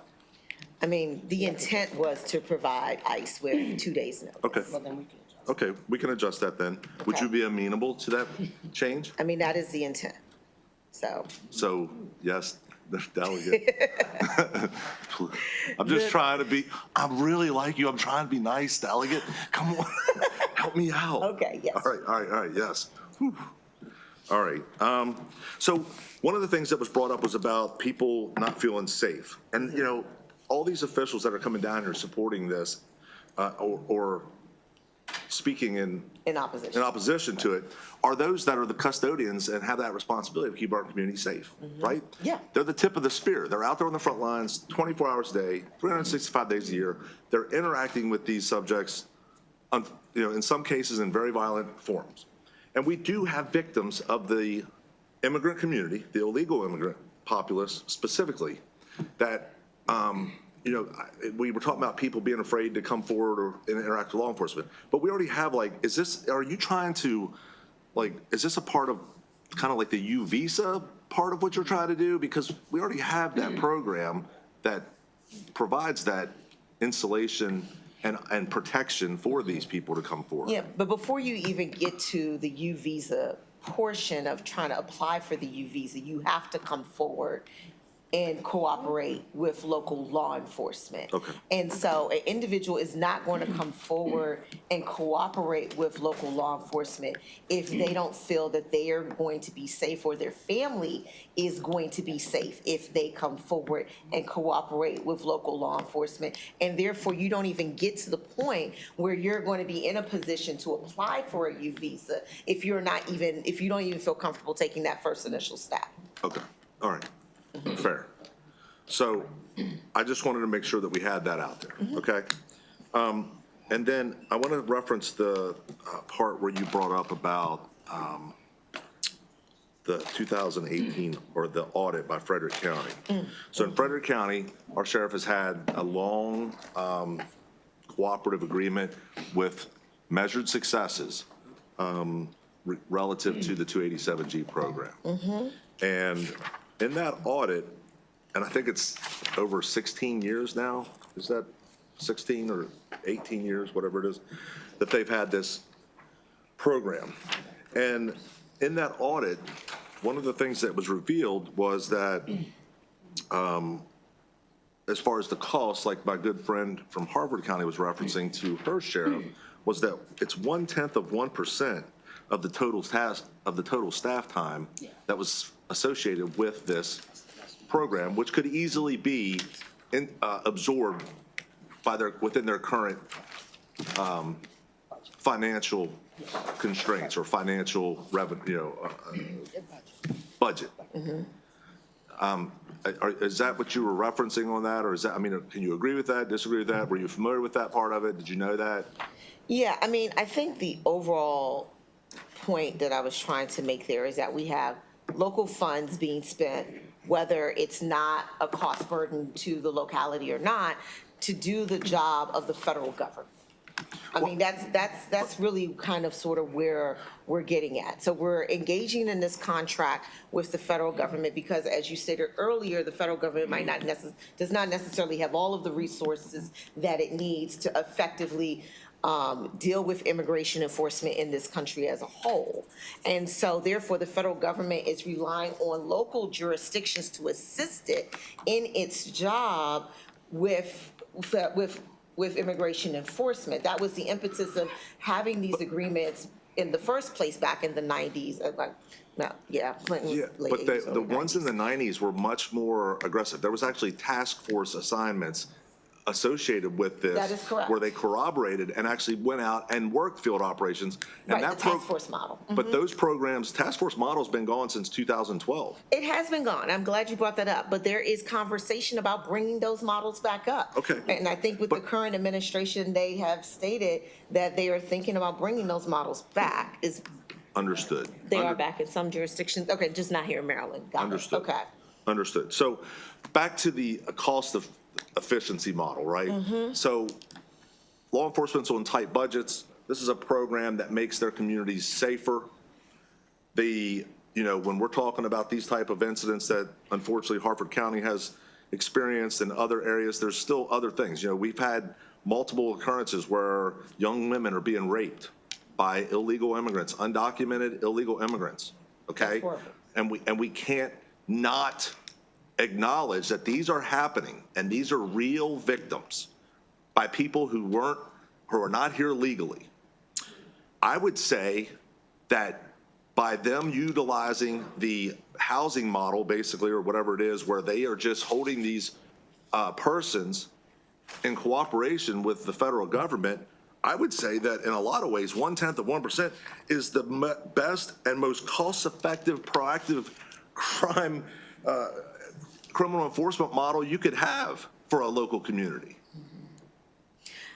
I agree with you that the rape of an individual is horrible, and we should hold that individual accountable. And I think that is through our normal judicial process where we arrest that individual is placed on trial in our county, and if there is sufficient evidence to prove that that happened, that person is convicted of that crime, and they serve their time in jail. Okay. Delegate, I have one last question for you. That's what I have. So if the sheriff, which is a state mandated office, but it's paid for at the local level, right? Agreed? Agreed. Okay. if that person, which is a state mandated office, if this bill were to pass and that official decides, no, I am a state mandated leader, the chief law enforcement officer in many counties, and I choose to enact and engage with the federal, that's my right, it's my signature on the bottom of that document. Have we asked the Attorney General's office their opinion on this program? Because I don't see anything. The Attorney General is noticeably not in your testimony or witness testimony list. Yeah.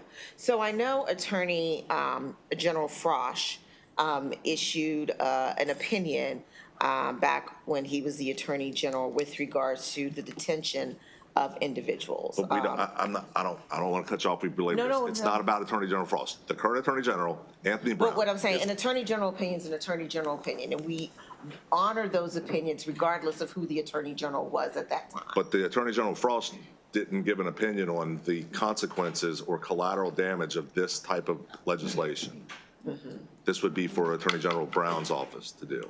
Has they offered any guidance on on this, first of all, and secondly, what consequences, if any, the constitutionality, if the sheriff of those local jurisdictions or those counties would choose to not apply, Yeah, so I think Attorney General Brown would state in a 48-hour time frame, then you do start to get into constitutionality concerns, and it could be seen as a violation of someone's Fourth Amendment right if they are held for an extensive amount of time. And I think that information is available with the current Attorney General. Now, as it relates to the constitutionality of the 287G programs, I think that's what you were asking. The Attorney General has not opined about whether or not those programs are constitutional or not.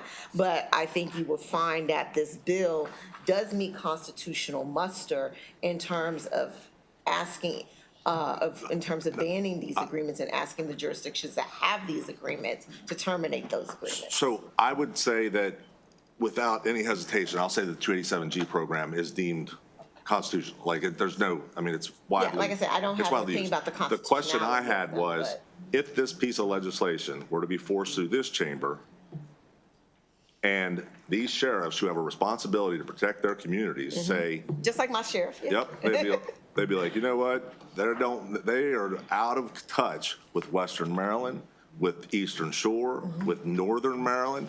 These big three counties are out of touch.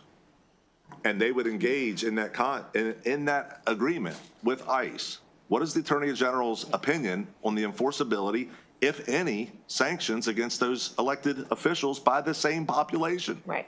Well, I hope that our local law enforcement, and I hold them in the highest regard, will follow the law if this bill was enacted. And if this bill is enacted, I hope that they would honor the legislation that has been passed by this body and do the right thing and honor the law and not decide on their own that they're going to continue to enter into these agreements. Well, and I think that that's a great conclusion of this argument, because by honoring the law of the land is you have to be here legally.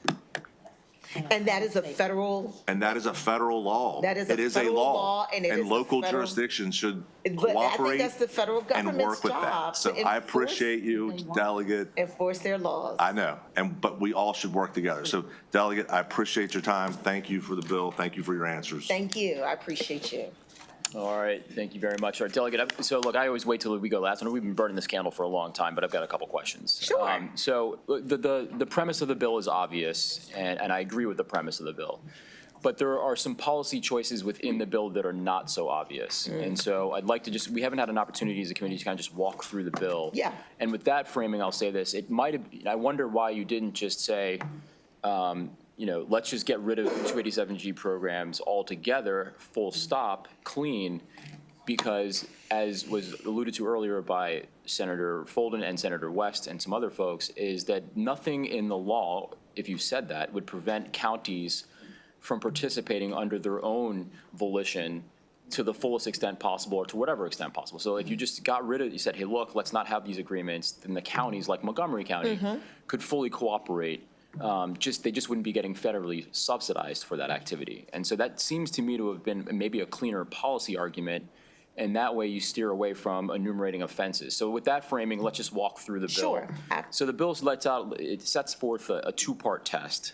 So you've got to have a detainer, and then you have to be convicted of a crime, which is enumerated in the bill, on or after June 1st, 2025. We talked a little bit about that demarcation line. Maybe it's because people have made certain decisions after being charged that would decide their fate, but then also after June 1st, 2025, they're going to be on notice, and so, okay. It was interesting to me because then you lay out the crime, so you got to have a detainer, then you have to have a conviction, not arrest, but a conviction of one of the following: the crime of violence, any felony, so anything, you've got first-degree murder to passing a bad check, and everything in between, which is a felony. Using a firearm in the commission of a crime, driving under the influence, engaging in criminal organization activity, you have Interpol, all these things. All right, so, you've gone through and enumerated a lot of really heinous stuff, but one could go through we've got thousands of crimes on the books, and one could go through and just tick-tack, tick-tack, tick-tack, add more, what about this, and make value statements on why not this crime, why this crime. So that's interesting. And I know that a lot of hard work into that because I know, because I tried it myself at the beginning of the session. And then the question is, okay, why those crimes, A? And then B, aren't we now necessitating cooperation where right now there isn't in this regard? So now you're actually putting into the law mandatory cooperation with ICE. And that seems to run counter to the premise of the bill. And I just wanted to understand that. And then finally, we made a conscious decision when we got rid of when we carved out 287G to relegate it only to correctional facilities. So we wanted to get away from the field enforcement model or the task force model. And so we made a conscious decision to do that. On page, this is the third reader version, on page 5, line 11, it says law enforcement agent, not just a correctional officer. So now we're bringing in law enforcement. And I wonder, did we either intentionally or unintentionally bring in field enforcement by doing that? And so again, the premise of the bill is I'm on board. But there was a lot of policy decisions that were made throughout this bill that I think were interesting, and I think the committee should just fully understand those policy decisions that you all have lent a lot of debate to, and come up with a thoughtful product. I just wanted to make sure that the committee understood those policy choices. Okay. I'll let Nick kind of address some of them. The section on page 5 that you're referencing, there was a lot of debate about including that there, not including it there. The concern was that because that language is first part of, and I think this is on, let me go back. They're on page 3, I think, of the bill. Is it page 3?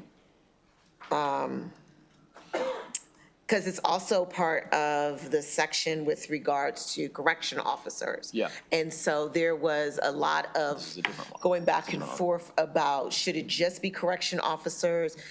Should it just be correction and law enforcement officers? And I think the vice chair had brought up a point earlier about individuals in local detention centers where there may be some interaction with the local law enforcement officers as well. And so ultimately the decision was to include both the corrections and the local law enforcement officers because of situations where both may be involved in dealing with a covered individual within those circumstances. So, the bill is in the hands of the committee now, but that was the thought process about why it is included in both of those sections there in the bill. Exactly.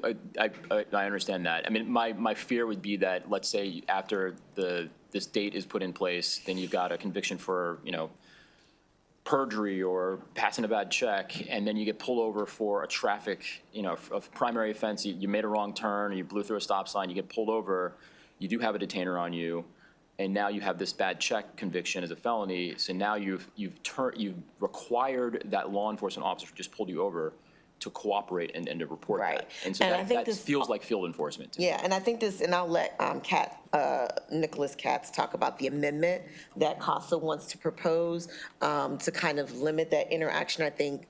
And I'll let Please, them talk yeah. about their proposed amendment. It's not something that I'm offering to the committee, but I know was part of their testimony, and so, their written testimony. Thank you, Mr. Chair. And I just want to start by saying, just thanking Delegate Williams. I mean, this issue is so important to our members and just impacts our people in all the ways that we've described, and your leadership in getting us here is vital. I mean, I think as Delegate Williams mentioned, for many of the reasons that you laid out, Mr. Chair, we do feel like just doing a clean bill that makes it clear that 287G is not going to be permitted in Maryland is the right way forward. And that in no way limits the ability of jurisdictions to choose how they want to collaborate with ICE, right? They could still choose to notify. We've heard about Montgomery County's policies already. And so it doesn't limit, right, the ability of anywhere to collaborate. What it does is say, we're not going to become ICE agents, right? We're not going to implement these models, and we've already heard about the expansion of the programs, the resumption of the task force model, which, as folks have pointed out, is not something that is currently in Maryland, but given the current structure of the bill, like, could be a concern moving forward. So Could I ask you a question? Sure, absolutely. I completely, so that, I agree with you on that, right? I think we should, I mean, if you're going to do this, let's just do it. Yep. And then the counties have the local control to do whatever they want to do and however they want to do it. So then, because I'm going to ask the opposition panel the same thing, then the argument kind of cuts both ways, and I want to make sure that you have an opportunity to address this. So then, if your argument is like, hey, let the counties do what they want to do, then the counter argument or the rejoinder to that would be, well, why not let us enroll in this program and get some money for it, to professionalize it and to train people, and to have more like federal accountability. So I'm not making that argument. Right. I know that argument's coming, so I want you to address it. Well, I think there's a number of reasons for that, to not do that. I mean, first of all, I just want to be clear. CASA's position is we should not collaborate, right? But I'm speaking solely within the parameters of this bill, right? And so I think there are meaningful distinctions between a 287G agreement and other types of collaboration, right? I think my colleague laid out exactly what it looks like in terms of when you are entered into a 287G agreement, the different authorities that you possess from ICE, the access you have to ICE databases, and also the sort of lack of discretion there is in terms of when a notification occurs. So while, even if we outlawed 287G agreements, there would be the ability of counties to collaborate in the ways that, say, Montgomery County or other counties that don't have 287G agreements now do. There are fundamental differences, both in terms of public perception, like how our members feel, and also in terms of the practical realities of, being a deputized ICE agent versus a local jurisdiction making choices about, in these cases, when it want to collaborate or not. And in a jurisdiction that's not 287G, you could choose to change a policy, or you could choose not to offer discretion to your officers to not notify ICE about a particular individual because of factors that you determine are relevant. Once there's a 287G agreement, that sort of collaboration is mandatory. So I think there's just a meaningful distinction there. No, I mean, look, I have the highest, first of all, thanks, Delegate Williams, thank you so much for bringing the bill, and thank you for all the hard work. I know the committee worked hard and the body worked hard on that. I think if you're going to do this, I think the cleaner argument would be just to if you're going to do this, get rid of 287G, leave it to the counties to cooperate in whichever fashion they want. Just the policy statement of we're not going to subsidize this is a strong argument, but also you're not impeding in any way law enforcement's ability to enforce the law and to keep people safe. But, I just appreciate the dialogue. Thank you. I know we've been going for a long time. I feel like I owe you all some water and some drinks or something, but we've been up there for a long time. So, yeah. The senators are used to this. There's a lot of hot air always coming through. So, I'm yeah. the judiciary, I'm used to this. Yeah. All right. Well, thank you very much. Thank you, Mr. Thank you. Chair.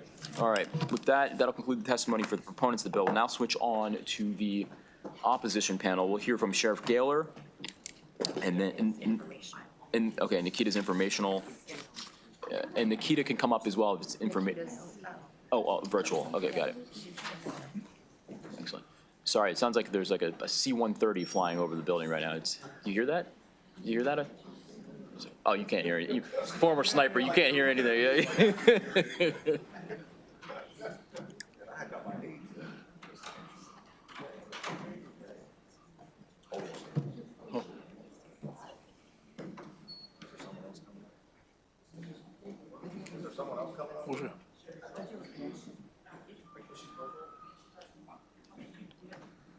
As far as I got accepted, I don't know who else the other person was. How many, I'd like to ask them. But I know that we had people that tried to sign up, like, I know Sheriff Jenkins is here, who ran this program for a long while, and wasn't getting, like, we gave 3. No, but there were 2.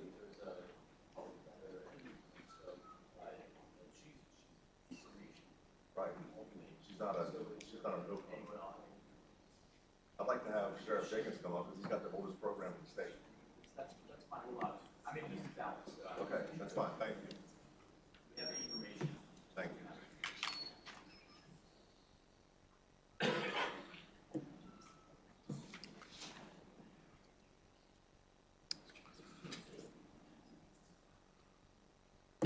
And just for the record, look, so we have two proponents. We had the sponsor, we had 2 proponents, and then we're having 2 opponents, and then we have 1 information. So I just want to make sure everything's balanced. Everyone's got equal time. All right. Okay, I believe good evening now. So good evening, Chair, members of the committee. Sheriff Gaylor from Harford County here with and on behalf of many of the Maryland sheriffs and the Maryland Sheriff's Association. And I'm here to ask this committee and our senators not to take away this beneficial public safety program from the sheriffs who were elected to keep our community safe. As was said in here a little while ago, if the voters in our jurisdictions don't agree with the way and the things that we do, they can certainly remove us, as they can each of you, from office on a 4-year cycle, and we're just a year away from that now. I do believe it hasn't come up, that ending the 287G program, I think is going to have an absolute opposite effect that some advocates are calling for if this legislation passes.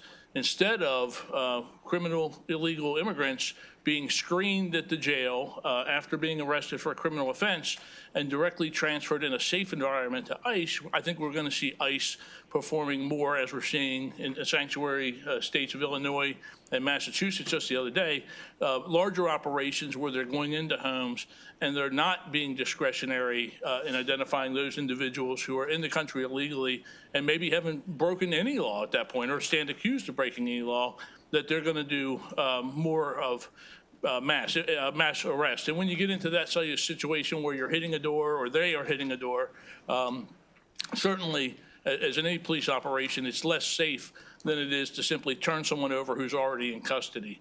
As some of you are already aware, my office entered into the 287G program, not back in the 90s, but after I was elected in 2014. The program was first brought into the federal government by President Bill Clinton, a Democrat, in the 90s, I think 96. We were one of 33 new agencies accepted by President Obama. And this program has run through Democratic and Republican presidential administrations since. And I think, again, a vital public safety partnership.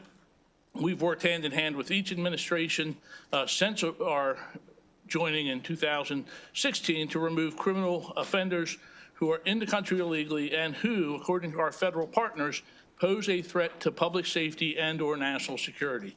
So you heard a little bit about how what are people arrested for in the story that was up here about the person for a driving offense. The things that we don't know are what ICE knows. And I give the example in the Rachel Morin case and her killer, although 287 was not involved in that, had he been interdicted in someone's 287 program in California for a simple traffic violation, what ICE would have known that we did not know was that he had a red notice, a Interpol notice for murder. So again, they are making decisions based on what they know about the subject, not so much about what the violation that brought them into the jail. Again, in Arthur County, we've identified and worked with federal partners to remove hundreds of illegal immigrants since joining who are charged with a crime. Over the past 8 years, ICE has decided not, in around 35% of the cases, near as we can tell, not to initiate action. So not everybody who is screened in under the 287 program are efforts undertaken.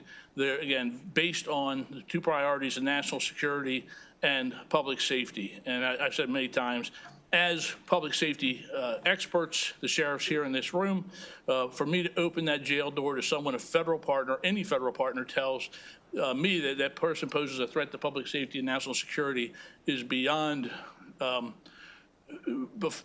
betraying my oath of office to keep my community safe. I'm requesting a unfavorable vote for House Bill 1222, and I vote that you stand with the 76% of Marylanders, including 65% of Democrats, who want enforcement of our immigration laws. Please allow the local counties to continue to provide public safety as they see fit. And Chuck, and then thank you. Thank you for your time.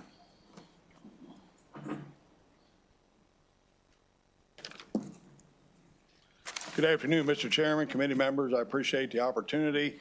I did submit written testimony because I wasn't planning on speaking. I was told I wouldn't be able to, so I did offer written. You should have that. I will pull out a couple key points for you. And probably the most important is the Frederick County Sheriff's Office does have the oldest active 287G program in the country of any sheriff's office.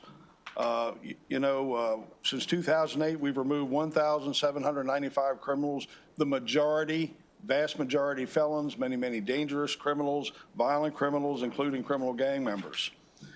And we've only removed them from our county and from our country because of the partnership with ICE through the 287G program. And I will tell you, we've been recognized nationally as a model program across the country and probably one of the most effective in the eastern United States. I'm not going to be redundant. I've heard a lot of the conversations here today, but I will emphasize, and this is really important, this model is only in the jail. It doesn't exist on the street. There's nothing on the street by any law enforcement agency, okay, that asks any immigration issue or based questions about someone's status. We don't do anything on the street to even inquire about an immigration status on any traffic stop, any respond to a criminal complaint, or any response to any incident. I'll also emphasize the sheriff has no influence or no say in this program. ICE, strictly ICE, makes those decisions who they're going to detain, who they're going to eventually remove. And again, to what the sheriff said, it's much safer to hand a criminal off to ICE in the security setting of a jail rather than in a community.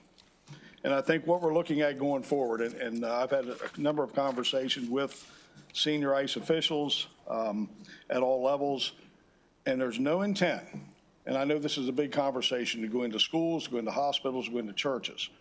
And I've had these conversations. I believe, listen, in Frederick County, it's just not going to happen. So I don't think the fear is going to be there for that. So I guess the best thing I can probably do is answer some of the questions in regard to cost.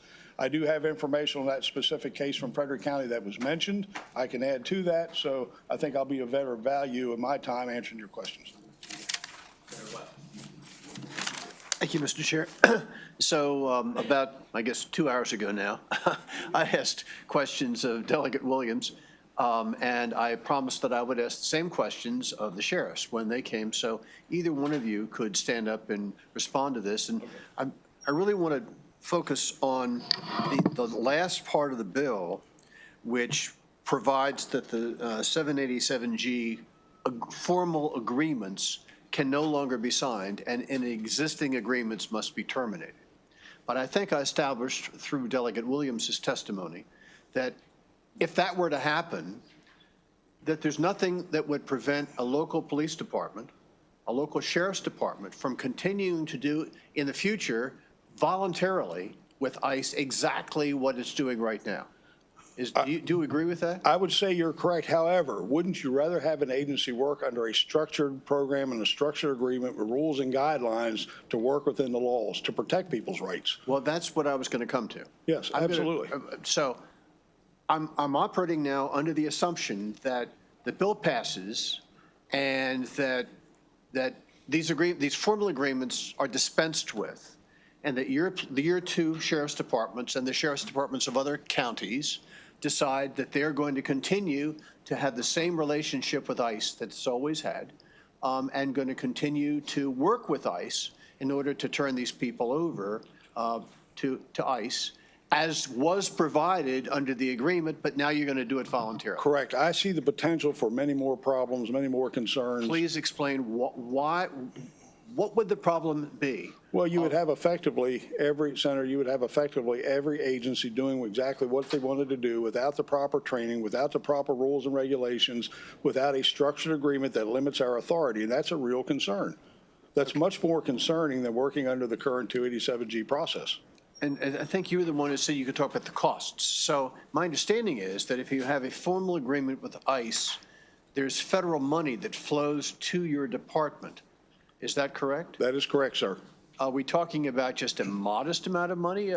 For example, in your department in Frederick County, how much money do you get each year because you have a formal agreement with ICE? So we don't get specifically a dollar amount. However, all the program costs, the hardware, the computers, the training, the cost of the training, all that is paid for through ICE program funding. The only cost to the county is the time, the staff time for the correctional officers to take the training. So flipping back to the audit in 2018, which was basically, I was alleged to have been spending millions and millions of dollars a year on this program. The audit actually proved that it cost us exactly 0.1% of jail staff time for the training for this program.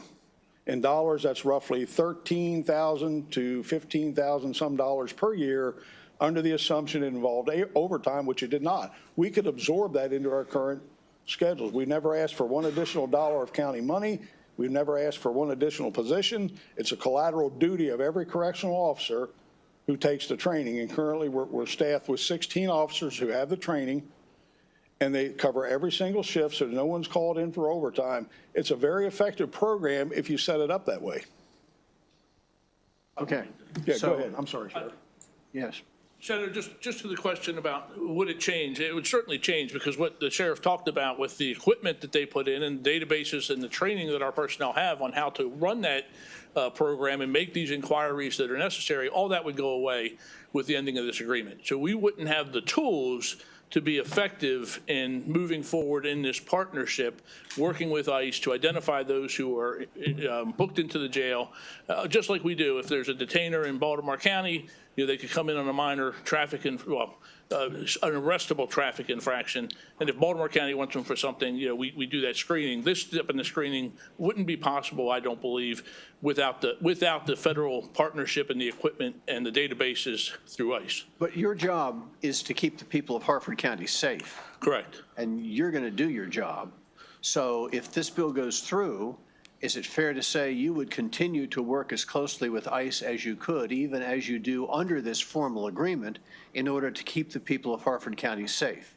I would certainly do my very best, of course, on my oath of office, but part of that is this program provides that extra level of safety in that we are identifying people who have broken the law, who stand accused of breaking the law, and who have broken the law by being in this country illegally, overstaying a visa or having entered without inspection, and then arrested for an offense or booked into the jail serving a sentence. And our public safety partners, just as it would be ATF, FBI, the other federal agencies, if ICE tells me that this person, Sheriff, this person poses a threat because you have this partnership, this person poses a threat to public safety or national security, we want to file a detainer. We don't want you to open the door. I don't want to open that door and let him back. To me, it's policing 101 on the correction side, because as the sheriff has said, it's strictly a correction-based program. So I don't want to put words in your mouth, but is it fair to say that your view is that if this bill is passed, you would continue to do everything you can to keep the people of Harford County safe, but it would cost you more because you're paying the freight and you're not getting any money from the federal government, and your training would be somewhat hampered because they're not assisting you with the training. So so the net result would be the people of Harford County would probably be less safe without your agreement with ICE. Yeah, I don't believe that we could do the job because we have to have, I don't think ICE would allow us access to their system. We don't do the training, they provide the training, they hold our trained deputies to their standards on everything from how they interact with those arrested people, how they handle the paperwork, how they access the systems. We're audited every 3 years to make sure that we are in compliance with very stringent federal requirements under the 287G agreement. So again, I think if we lose the ability to have these agreements with ICE, we lose what comes along with it, which is finding out whether these people are indeed in the country illegally, and recommendations from ICE to national security or public safety threats that they should be removed. I often get the question, I was supportive of this program, having seen Sheriff Jenkins' program as I ran for this office prior to 2014, and I was supportive of it. And people would ask me, what kind of problem do we have in Harford County? How many do they encounter? The answer was, no one knew, because we weren't allowed, or no one did track how many people were arrested who were also in the country illegally. We now have those answers. You see Sheriff Jenkins' data. Our data is up on the website. We routinely release that in accordance with ICE rules. We routinely release that to the community.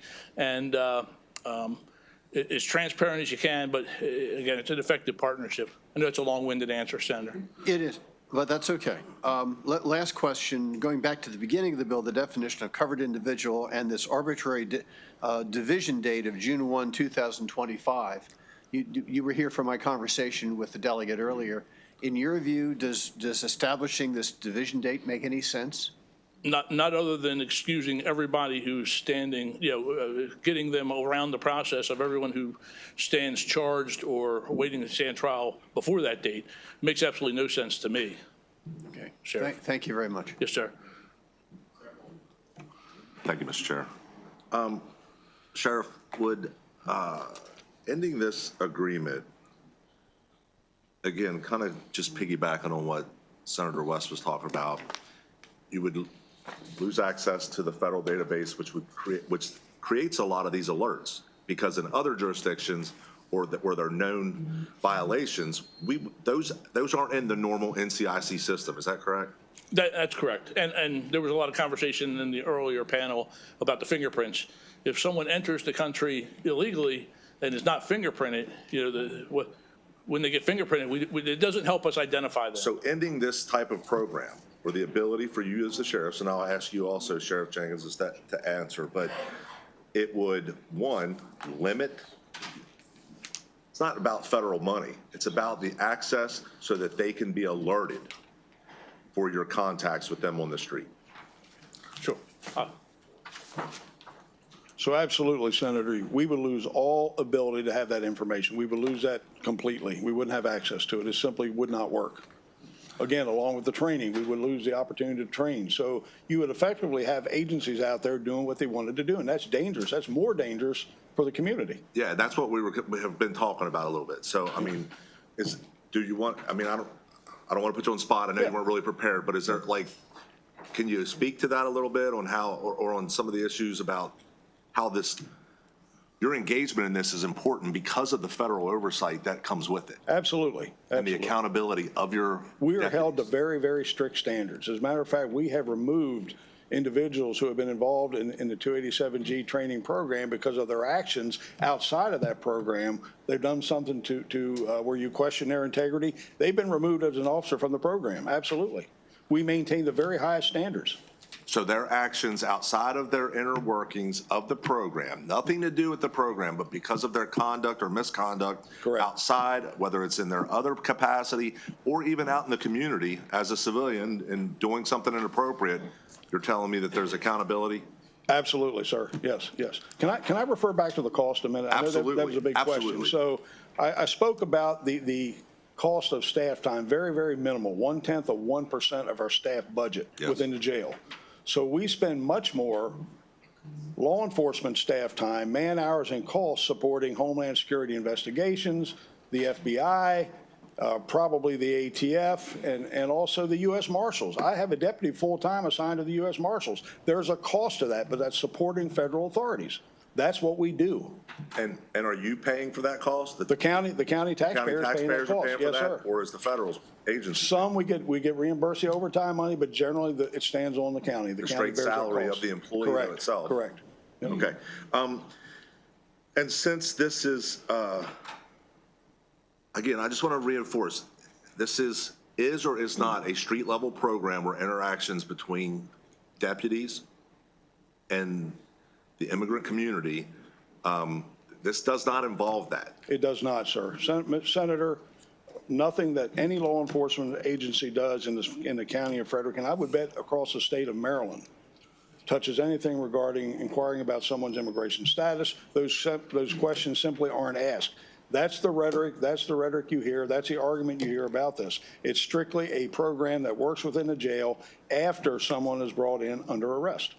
Under arrest and for a serious offense. Not necessarily a serious offense, but let's talk about that. Correct, yes. So the decisions that are made by ICE, whether or not to hold them on that detainer or eventually remove them, is not only based on the charge they're arrested for. It's a very complex process. It includes a criminal history from another jurisdiction. Perhaps they were convicted of a crime, maybe a crime in their country where they came from.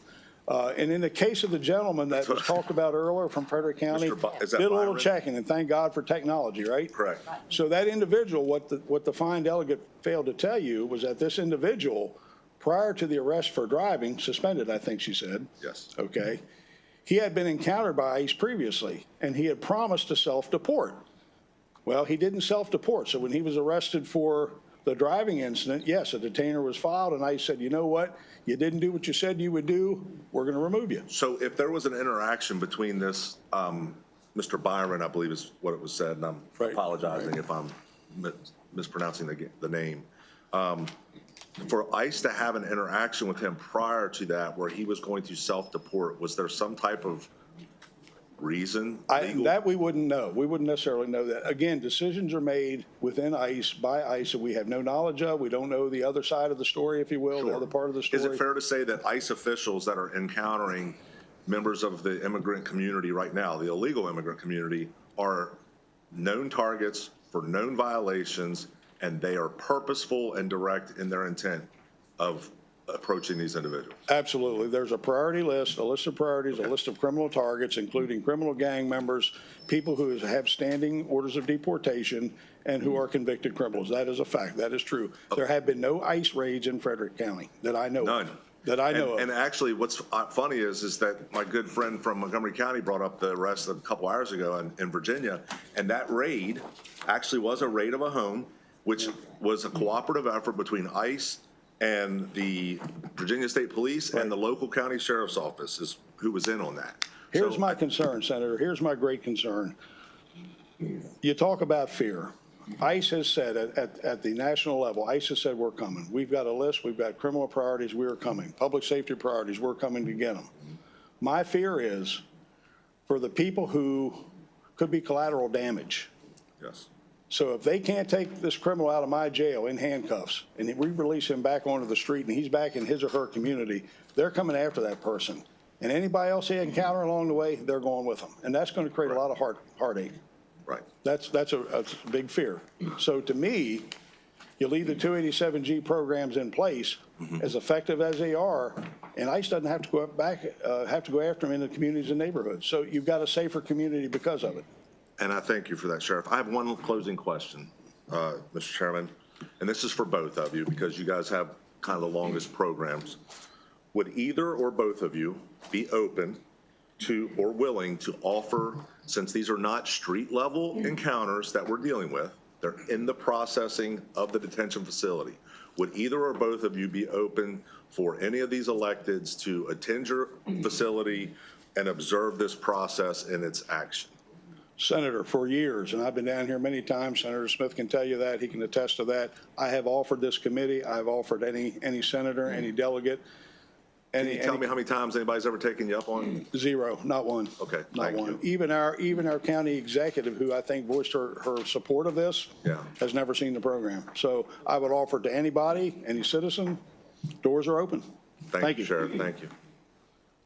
And from Hartford County, I will extend the same offer. I will say Senator Smith and Senator James have taken me up on that and came up and toured our facility with ICE individuals and saw how the program operates in the correctional system. And as you heard from Sheriff Jenkins, this is not our men and women of law enforcement. As sheriffs in our counties, we oversee both the law enforcement side and the correctional side. A law enforcement officer doesn't perform a correctional job, and a correctional deputy cannot go out on the street and perform a law enforcement officer's job. So there is a distinct way these programs are run under the correctional umbrella in our jurisdiction. And I thank you both, and I'll just close with this statement, Mr. Chairman, and that is, having retired from the Frederick County Sheriff's Office and seeing this program firsthand, I will say that this program doesn't have anything to do with the color of your skin. It is a standardized process that comes in and is a part of anybody brought in the community, community-wide. So thank you, Mr. Chairman. Oh, thank you. Gentlemen, I don't know if this is a fair question for you all, and it's really to educate me, but it seemed to me the way the bill's drafted, if the federal government created the 287X program instead of the E program, nothing in that bill would prevent you all from entering into that agreement if you wanted to. So to me, this bill is only going after this 287E. G, whatever it is, yeah. But if the federal government creates 10 other ways in which local law enforcement can do some kind of program with the detention center or some other model, definitely, that you all think promotes public safety in your communities, I don't read the bill as in any way limiting you. Do you all see it that way? No, but I will qualify it with that I do agree with the former panelist who said, we see it at the federal level. Politics are way too involved in public safety on the immigration issue. Say that again, sorry. I do agree with one of the gentlemen from the former panel who said that, or I think it was him that said it, that their immigration at the federal level, they just can't get it right. They need to sit down both sides of the aisle and get it right. This was done again in 1996. So we don't want to have them start debating a new program that's going to take DC 30 years to figure out. We have an effective program that was started in 96 and has run through both political parties in the administration, and it has worked effectively for Sheriff Jenkins oversees the longest serving 287G partnership, and for my 8 years it has worked very effectively in our county. And I don't believe we should throw the baby out with the... I like that you're spinning out hypotheticals that could undermine. I didn't mean to suggest a question that in some ways said, hey, who cares about the bill because we could just start up another. I was just trying to make the point. I think we'd be years waiting for them to do it. Narrowly drawn, and to me it's more performative than substantive. But, so I don't see the point of it, particularly if there are other ways, and even irrespective that you could cooperate. But I like what you all are saying, and I don't know if the committee is hearing this. This is an extremely well-vetted program, well-created, thoughtfully done, both at the federal and state level, promotes public safety, and to the extent it's eradicated, we have no control over the federal government's additional actions they may or may not take in this sphere, but I think it's fair to say the federal government would be very respectful of at least these two jurisdictions, having done this program for so long and it working. I don't see them highlighting our jurisdictions for the enforcement actions that I see in other places where there aren't any cooperations and even some sanctuary aspects to the communities. Thank you. Thanks. All right, thank you. Further questions from the committee? Thank you. All right, actually, I have a couple questions, unless anyone else wants to go first. So, back to just the cost. So again, I opened up with the whole, and first, thank you for extending the invitation. And, I took Senator James up there and council up there to see how this functioned, because I knew that this day would come, and I thought it was important for council and, the home senator and for myself. I just wanted to understand it. I used to work for Homeland Security for 2 years, but I never interfaced with the 287G program. So I appreciate that. I do appreciate that. I appreciate you coming. The question is, so and this is about the resources, how much what training do you all get, and you're not getting money, but you're getting money to facilitate the program, but you're not getting money into your coffers. But what is the training, and what's the money that's expended on the program? On duty time, our deputies who are trained, and we are currently, I think we're down to 3. At one time we had 9. We hope to get some, if this bill, as I hope, is not successful, we hope to get some additional people trained up and get back to a staff of 5 or 6, because it's an ancillary assignment. So, we didn't add people because we entered this agreement. It was just an extra duty. We see probably on average 3 or 4 encounters a week. It doesn't take that much of the duty person's day. The biggest commitment, unless Sheriff Jenkins thinks otherwise, is the 3-week training that you send them to initially, which is on duty time. So, we pay that bill, but as far as the travel expenses, as far as the room and lodging, that's all provided by ICE, the materials, everything else, including the computer systems being brought in, and they ran an H1 line, a T1 line, whatever it is, into our detention center in order to facilitate it. 1 week retraining every other. And the 1 week retraining every other year. So on duty time, and we have not used, I don't want to misinform the committee, but to the best of my knowledge, we have used 0 overtime to facilitate this program in Hartford County. And then in Maryland, we made this conscious decision to curtail 287G programs to the detention center model. So it's safe to say that though field enforcement may happen within the realm of ICE, that we have outlawed that practice for local law enforcement. So, it's a detention center model that exists in Maryland right now. And that's the model that's going to continue to proliferate with these new agreements that have come on. And that's what's allowable in Maryland. Is that right? That is my understanding, correct. That is actually the only program that exists right now. The task force model, if you will, was eliminated by ICE in 2012. So initially in 2008, when we were trained and we entered the program originally, we were a part of the task force model, but we quickly stood that down. Okay. But we outlawed that through state law, and I know that ICE still engages in. We had testimony before that ICE has, and they're out there going out there getting people. They're doing that. We're not doing that in Maryland. Okay. We're not doing that in Maryland.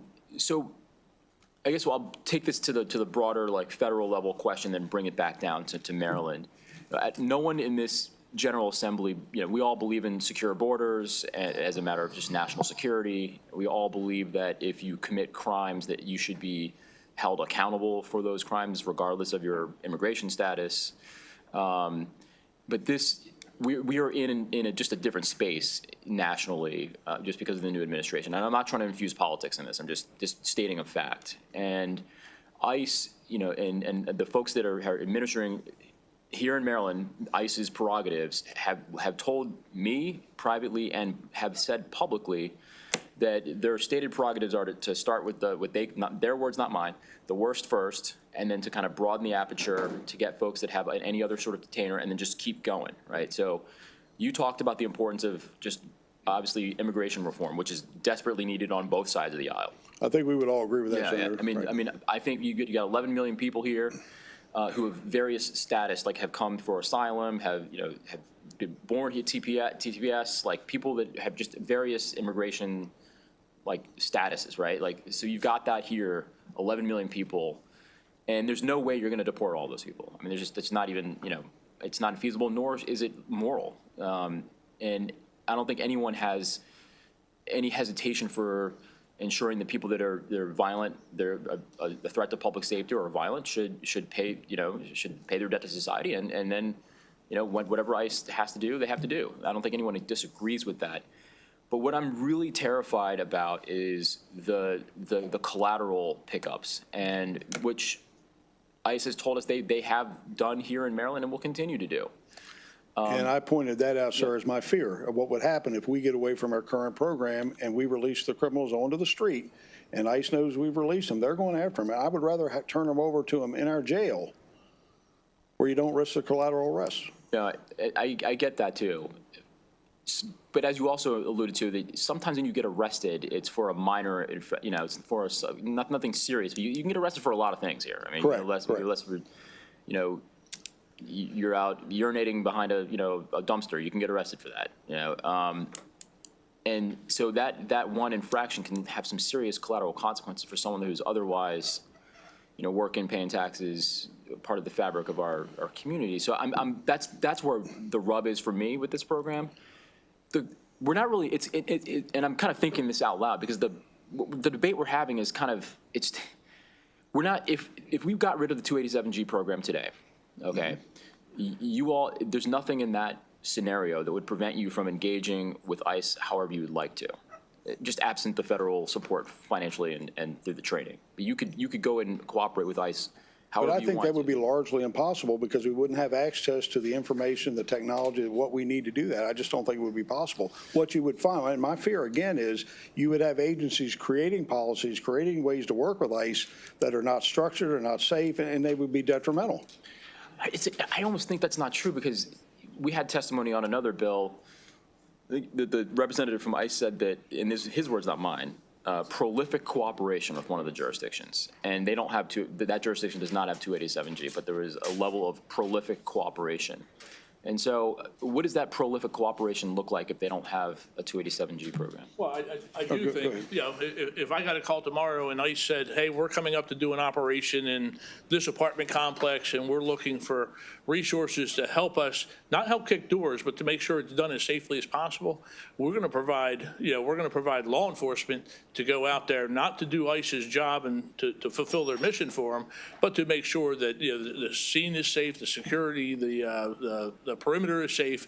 So I'm guessing that is the cooperation that you're seeing, that if they're coming into a jurisdiction, that they're going to assign police officers to it. Again, not to perform the function of ICE, but to ensure that the operation that's going on in our jurisdictions is done safely, as safely as possible. I think it's a fundamental question that we started off with Delegate Williams. I think did a pretty eloquent job doing this, is that if 287G under someone like Bill Clinton or Barack Obama or even either Bush or one Bush is fundamentally different than this current president. I'm not trying to infuse politics into this, but there is a distinct fear that this is just different. And I guess our policy debate here is centered on the federal prerogatives and their implementation of deportation policy and the existence of 287G in Maryland. Is that creating such an atmosphere that people are not going to want to cooperate with law enforcement? People are afraid to go to work. People are afraid to go to school. People are afraid to just live life. And is that something that, and that's the call, right? That's the policy call for this body. Like, is that something on balance? Is that something that is beneficial by keeping a 287G program or getting rid of it? Now, going back historically, and you're talking about the change of the presidential administration, I can tell you we worked with LASSOS, which is the local group that works with mostly the Hispanic community of people who are coming to this country most illegally in our community, and they are fully supportive of the program. As you heard earlier, most of the people who are victimized by the criminal offenders are members of that community where they live and hang their hats and do their business. And we've had several cases, including the shooting at Advance Granite in 2000, I'm dating myself, 2018, in which there were several people illegally in the country who worked at that business, and the U visas came into play. But cooperation with them and their families was unmatched. And even in the Rachel Morin case, with that suspect, he stayed within the community around the town of Bel Air. We've talked to those people, and some down into Prince George's County, who have not only been not afraid of the police, and because we're a 287G partnership county, they have been overly cooperative and wanting to remove this violent criminal. Couldn't believe this violent criminal was amongst them, but wanted to make sure that that person never had the opportunity to offend again. So everyone, again, who is here has broken a law, a federal law. We heard that earlier. Again, I would hope that if you're in this country and you're simply trying to make a better life for yourself and your family, and we know people come here for that, that you are doing your best to abide by our laws otherwise, and you don't run afoul of the 287G program. But there should be some sort of screening process, and I don't think it gets better than this program in that a checkpoint, as we do with other jurisdictions, to see if Baltimore County, state of Pennsylvania, anyone else wants this person for something, we go the extra step with our train and through our partnership to see if ICE has a interest in this person if they're in the country illegally, identifies them as being in the country illegally, and then that definition, which can change from presidential administration to presidential administration, what public safety and national security mean. I can tell you that even with this new administration, although we're only a couple months into it, they are not taking deportation, they're not filing detainers on everyone we encounter. So I don't know that we've even seen an increase in the percentage from the Biden years yet, and the data is still too early. Sure. So, Mr. Chairman, let me add a final thought. You had mentioned the arrest on minor crimes. We can cite hundreds of cases where individuals have been arrested for minor crimes, misdemeanors, brought into the jail. We've identified their immigration status as being here illegally, whatever that situation was. And then we turn the detainer and we turn that individual over to ICE and they kick them. They set a bond, give them a court date, give them an ICE bond, and they're out the door. So they're not all held and deported on minor crimes. And again, then you go back to the situation, what are their circumstances prior to, what are their criminal convictions in other jurisdictions, other states, other countries. Those decisions are the ones made by ICE. They have nothing to do with the sheriff's office. Well, I just think it's a responsibility of this General Assembly to do everything we can to protect people that are here, contributing meaningfully, going to work, going to school, fabric of our community, but for a piece of paper that says I'm legal. So appreciate the dialogue tonight. If there are no further questions, that will end the testimony and the hearing for House Bill. Oh yes, my apologies for the opponents. And then we'll hear from Ms. Baker, who's joining us virtually to provide informational testimony. Ms. Baker. Hello, Mr. Chairman, Mr. Vice Chairman, and members of the committee. My name is Nikita Baker. I am the Acting Field Office Director for U.S. Immigration and Customs Enforcement for the state of Maryland. I am here to provide informational testimony only. I would like to thank our previous director, Matthew Elliston, who has been assigned to a new position within our organization. The 287G agreements bring violent and gang member criminal aliens into our purview that we would have no other way of knowing about.